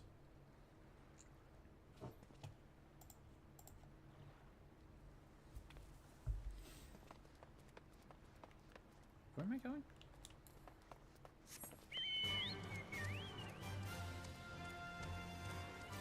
Basically, after Inazuma 11, it has the Pokemon treatment. Yeah, I noticed that. Pokemon did that as well as my Battle Network. Generally, what is the difference between the different versions of, like, 2 or 3? Is it, like, the people you recruit?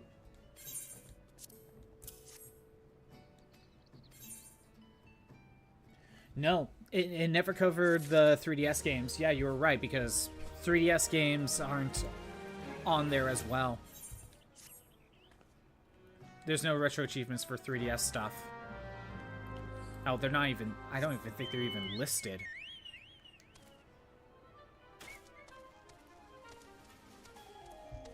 But yeah, you're right. That is just the DS stuff.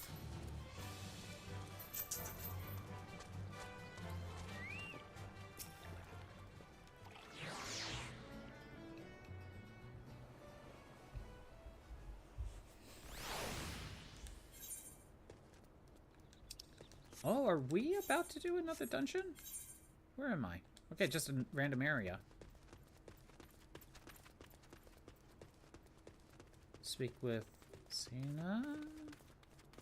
Over here.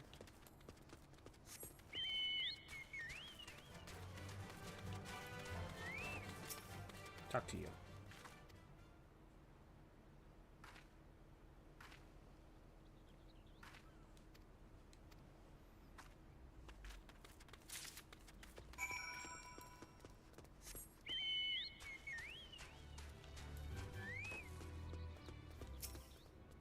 is this dungeon?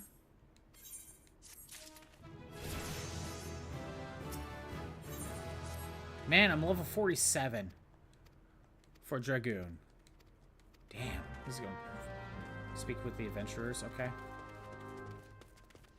Sort of minor in the grand scheme of it, but there are differences if you're going for 100% like a recruitment in certain teams you play, but nothing that affects the main story unless you count having different players. But just like Pokemon, if you have the other game of a friend has the other game, and you can link them together and get access to other game stuff. Okay. Again, that kind of sounds like Mega Man Battle Network as well, and how they handled certain things. Again, it's one of those things that I would understand more when I eventually get to that.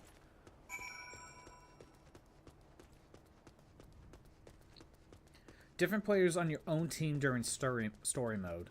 So does that mean you can get the characters that are in the story mode of the other game in post-game or something? Without having to connect the games to the other one?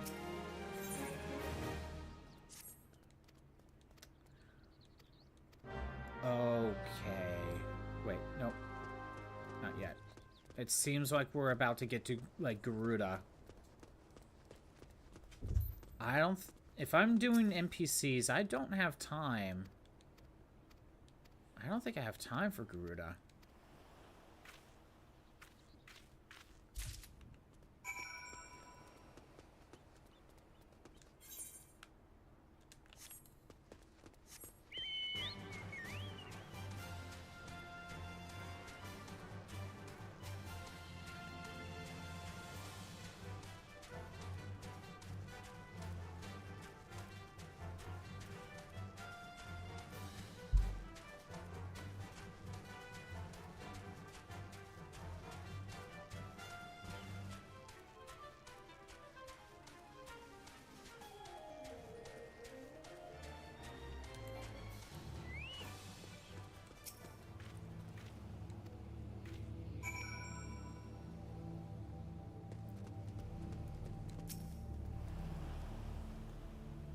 Oh, you do have the game.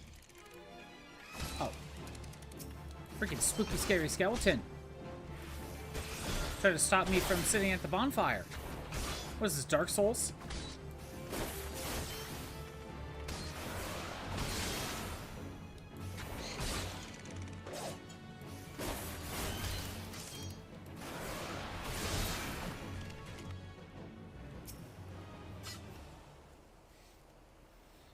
You meant this needed to replace part of the wear user. The difference in the games... difference in the games is that the main story is you have a slightly different players if you're really looking for them. But if you just play, it won't change a thing.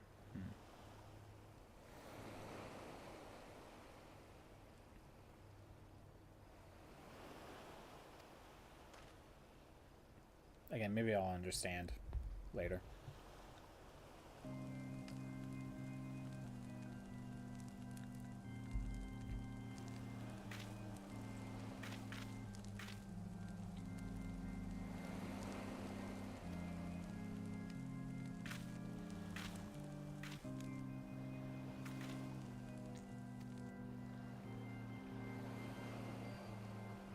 Oh my. Is that Siren?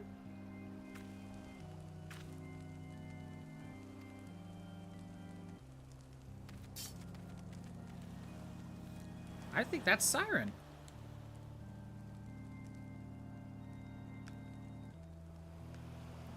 I can't move. I can't move. I think I'm supposed to just sit this out. Let's play.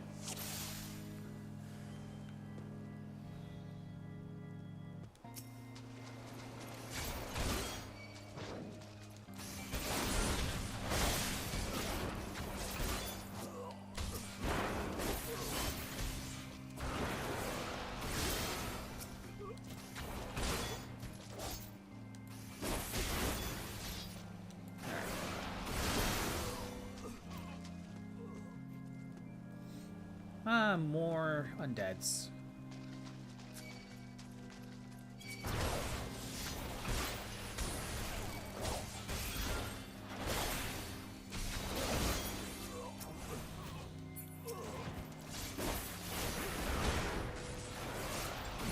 And of course, we got the mage over here.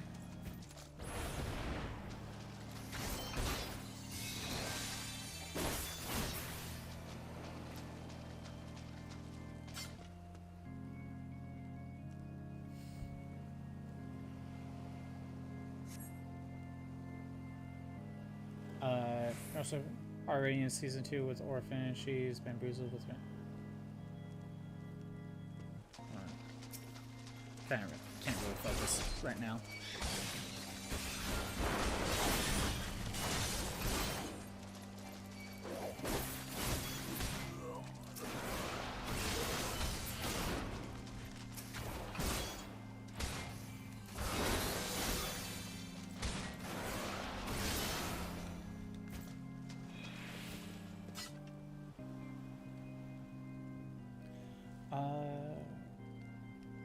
Oh, you've been watching Inazuma 11 with Orphan, okay? Bamboozled with a random turn of lot things that season 2 took just a few episodes. I think you're halfway through currently. Season 1 was already insane.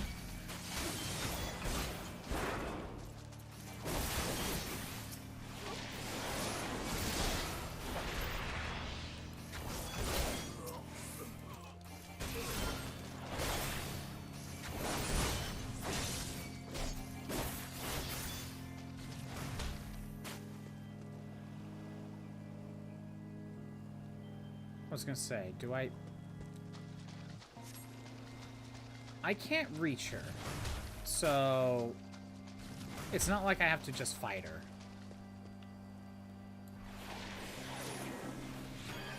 Oh, here we go. Charmed Captain.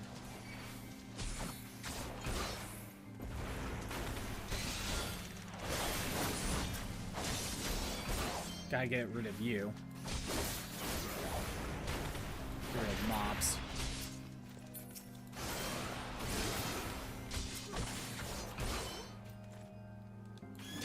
Set this.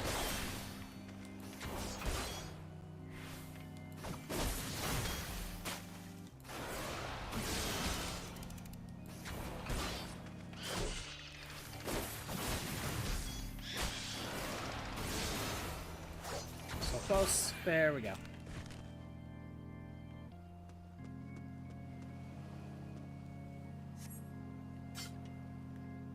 Yay, that's it. Really want to talk about it, don't want to spoil it. Exactly. I totally feel that.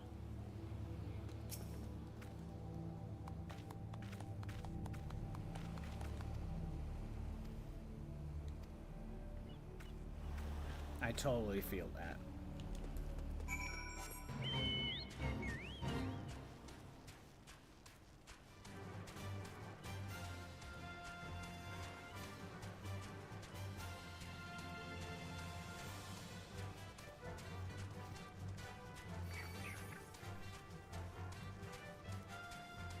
You know, if I boot this game back up on my own time in between streams, and if I decide to work on the hunting log again, there's a chance we can maybe do both of the Dragoon stuff next time. Because at this point, I don't think I'm getting to the Dragoon Quest today. Wait, where are you? Oh, we gotta leave.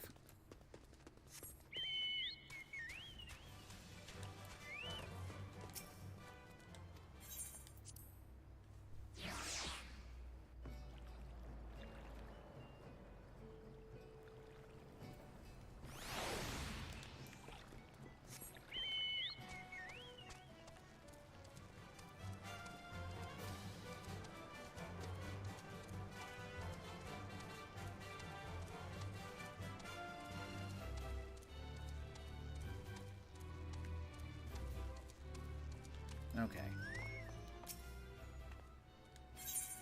And you this. Again, I don't even know why we were doing all this. We're just doing all this. Oh, we increased the speed of my mount in Western Lanosa. That's useful. Finally. I have to go to Gridania. Okay. Well, I can at least do this. BRB, do what you need to do.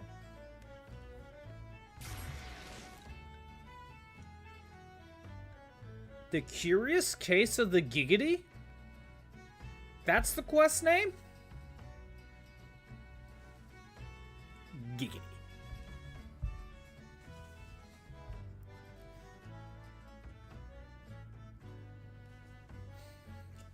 I just took a drink and I'm like, wait a minute. I looked at the quest line while we're on the freaking loading screen. I'm like, wait a minute.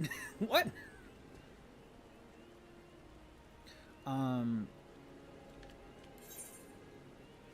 The Curious Case of the Giggity. Yeah, that's the quest. Where am I going?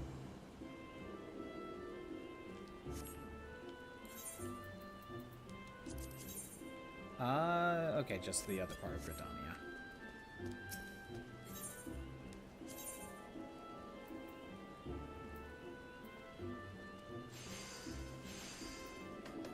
Go here, I guess. Did Quagmire make this quest? It feels like it. It kind of feels like that.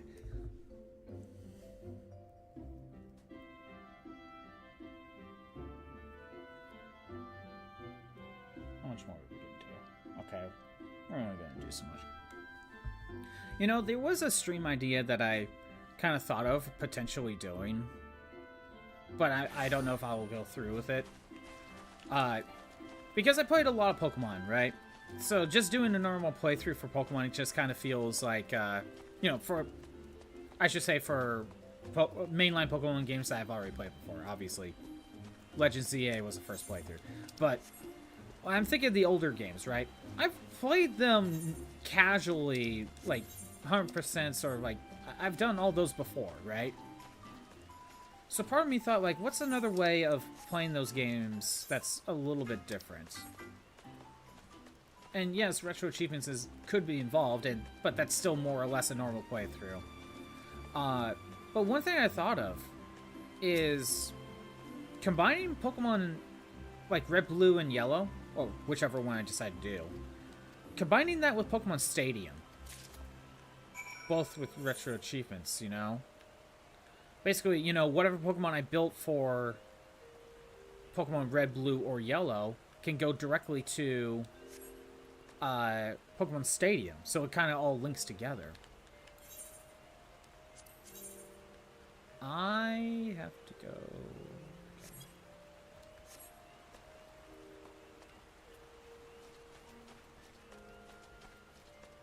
And it's something I thought about before, but I don't know if I'll go through with it.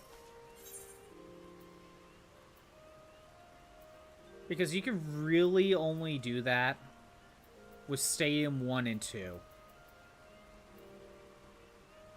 Kind of hope I can just go this route.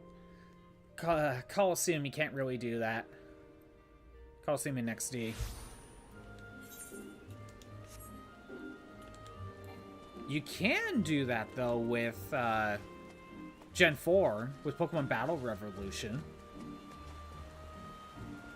Although Battle Revolution, to me, is a little bit less interesting than Stadium 1 and 2, but that can be done with Gen 4. Or Diamond and Pearl, specifically. Doesn't work with Platinum. Or Heart Gold, Soul Silver. Can I... why? God. Open the gate for me, jeez. I think Taylor said that there might be a random quest. Just a random one, not even a blue one, that will open that up permanently. And I have been slacking on doing the random quests. I get distracted with crafting.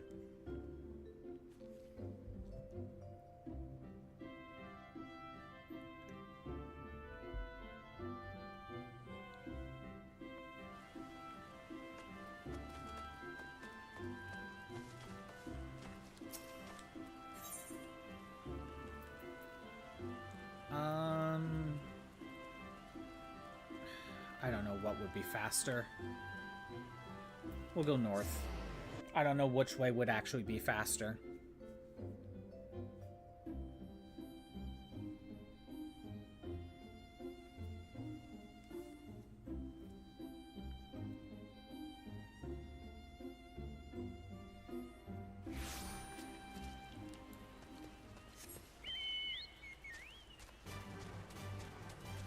We have to go through here. We have to get to the town. Then I have to move south of the town.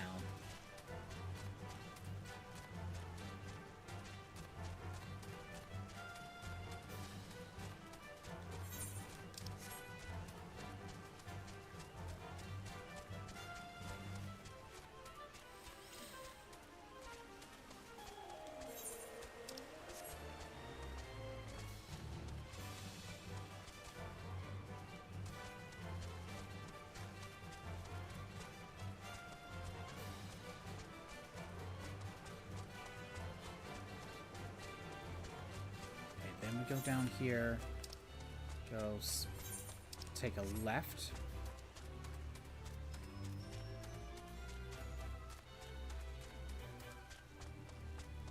We're probably going to be stopping in the middle of one of these quest lines. Wait. Oh. I need to get rid of this thing. It's for the hunting log. Needs to be done.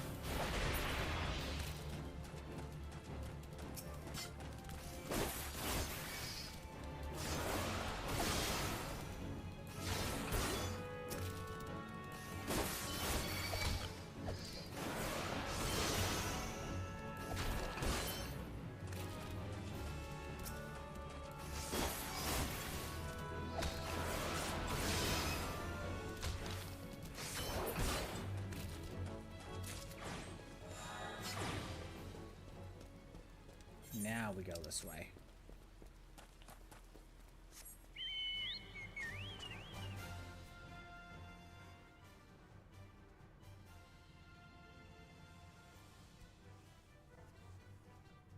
I think we're almost there.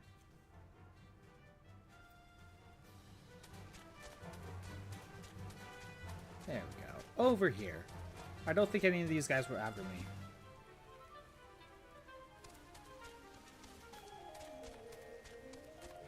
Go all the way down here. Oh god, imagine if someone requested me to play freaking Xenoblade. Because I own that one. That could be just a regular redeem. Just the first Xenoblade. Hell, even the second one. We'd be there forever. Because kind of like Persona, that's like a 100-hour RPG.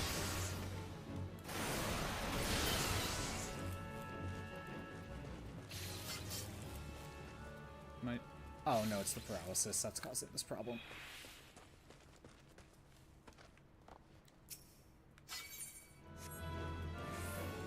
I was gonna say, do we... I get aggroed, apparently.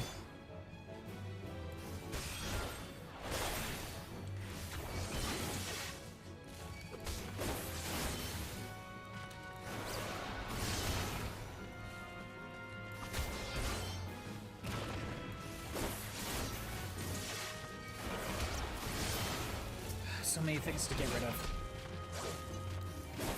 Not even hard. I just need to get rid of them.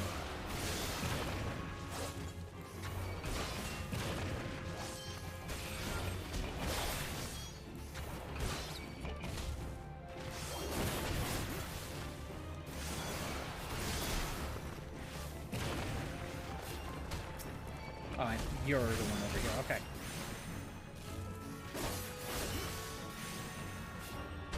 I gotta heal.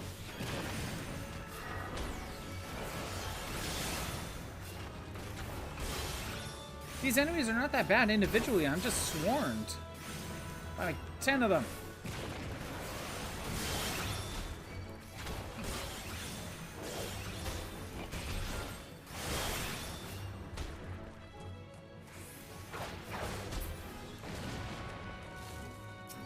Come on, get rid of you, please.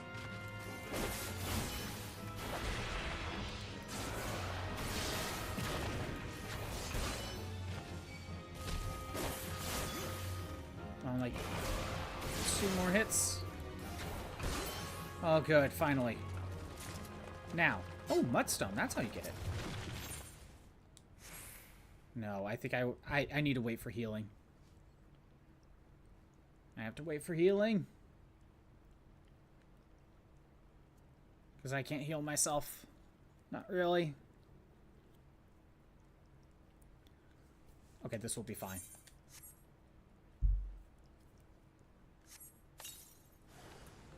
There we go. Can I beat this thing? The Crystal Bearer. Is that a Crystal Chronicles reference? Or I should say, the Crystal Bearers reference?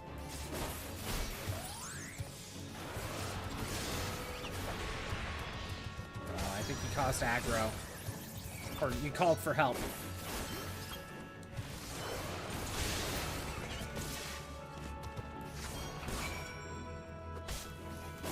Now we take this back to Gridania, I believe.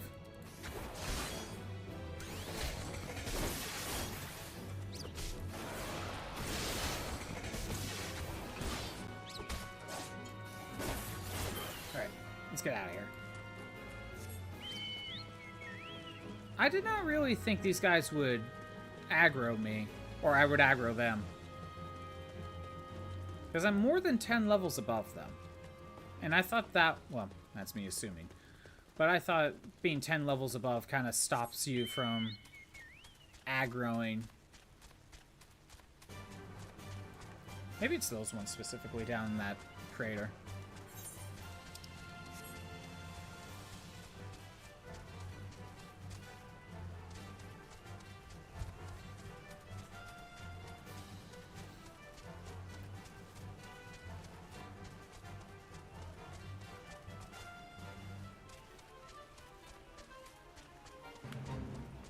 Can I just drop down? Yes. Save some time.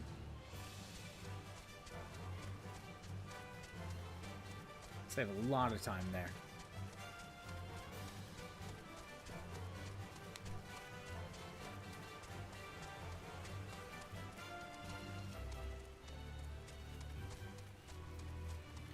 I don't think I've messed around with any of the other crafting jobs. I don't think I can start any of them. You know, wait, what was the... No, it was leatherworking, right, that I worked on? Can I start the next leatherworking one? Because I might do that and get that set up before I wrap up. Because we're here. I might as well check. Game... I can't check. I have to go to the other side anyway.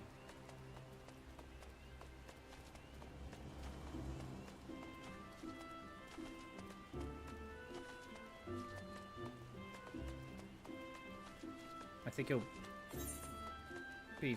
Nah, I don't need to teleport. The entrance is right here.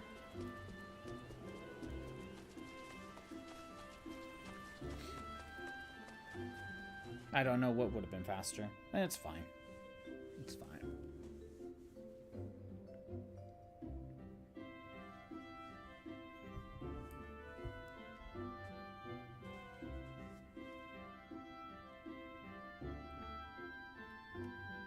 Come on, game.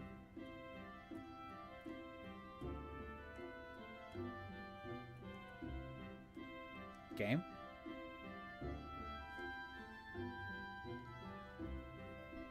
Okay, it's taking a bit. Alright. I need to be level 35 leatherwork. I'm level 33. Okay, I'm 2 levels off. I think that would have been the only one I could have potentially started. But never mind. What was going on over here?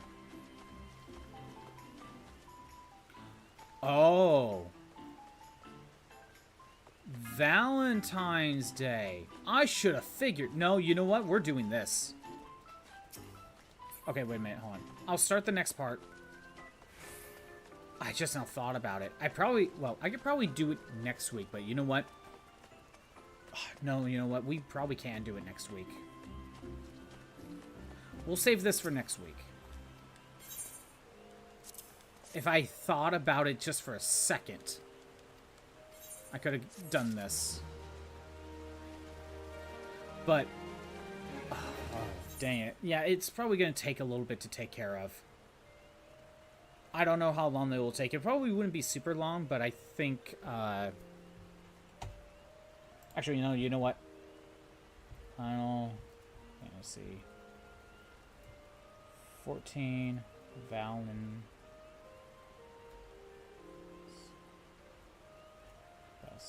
Let me look this up and see how long it lasts.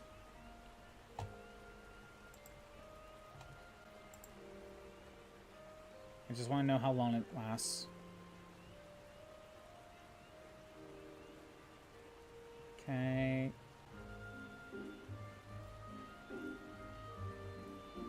Come on, I just want to know how long. The 16th. Right? Yeah, we're fine. We could do this now. Or, I'm sorry. We could save that for next week. If I thought about it earlier, I could have done that. But that is not the case. Anyway, I'm going to wrap this up. Thanks for everyone who showed up. I am doing these streams Monday through Friday at noon Pacific time. If you want to see the old streams that are not on Twitch anymore, they're on YouTube at ScottBot64 Stream Archives. There's a link in the About page. Tomorrow, we're going back to Fire Emblem 6, continuing the no promoted units run.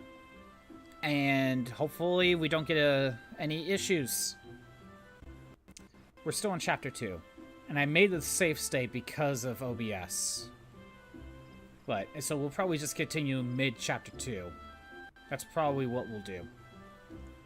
But that's the plan for tomorrow. I'm just going to wrap up.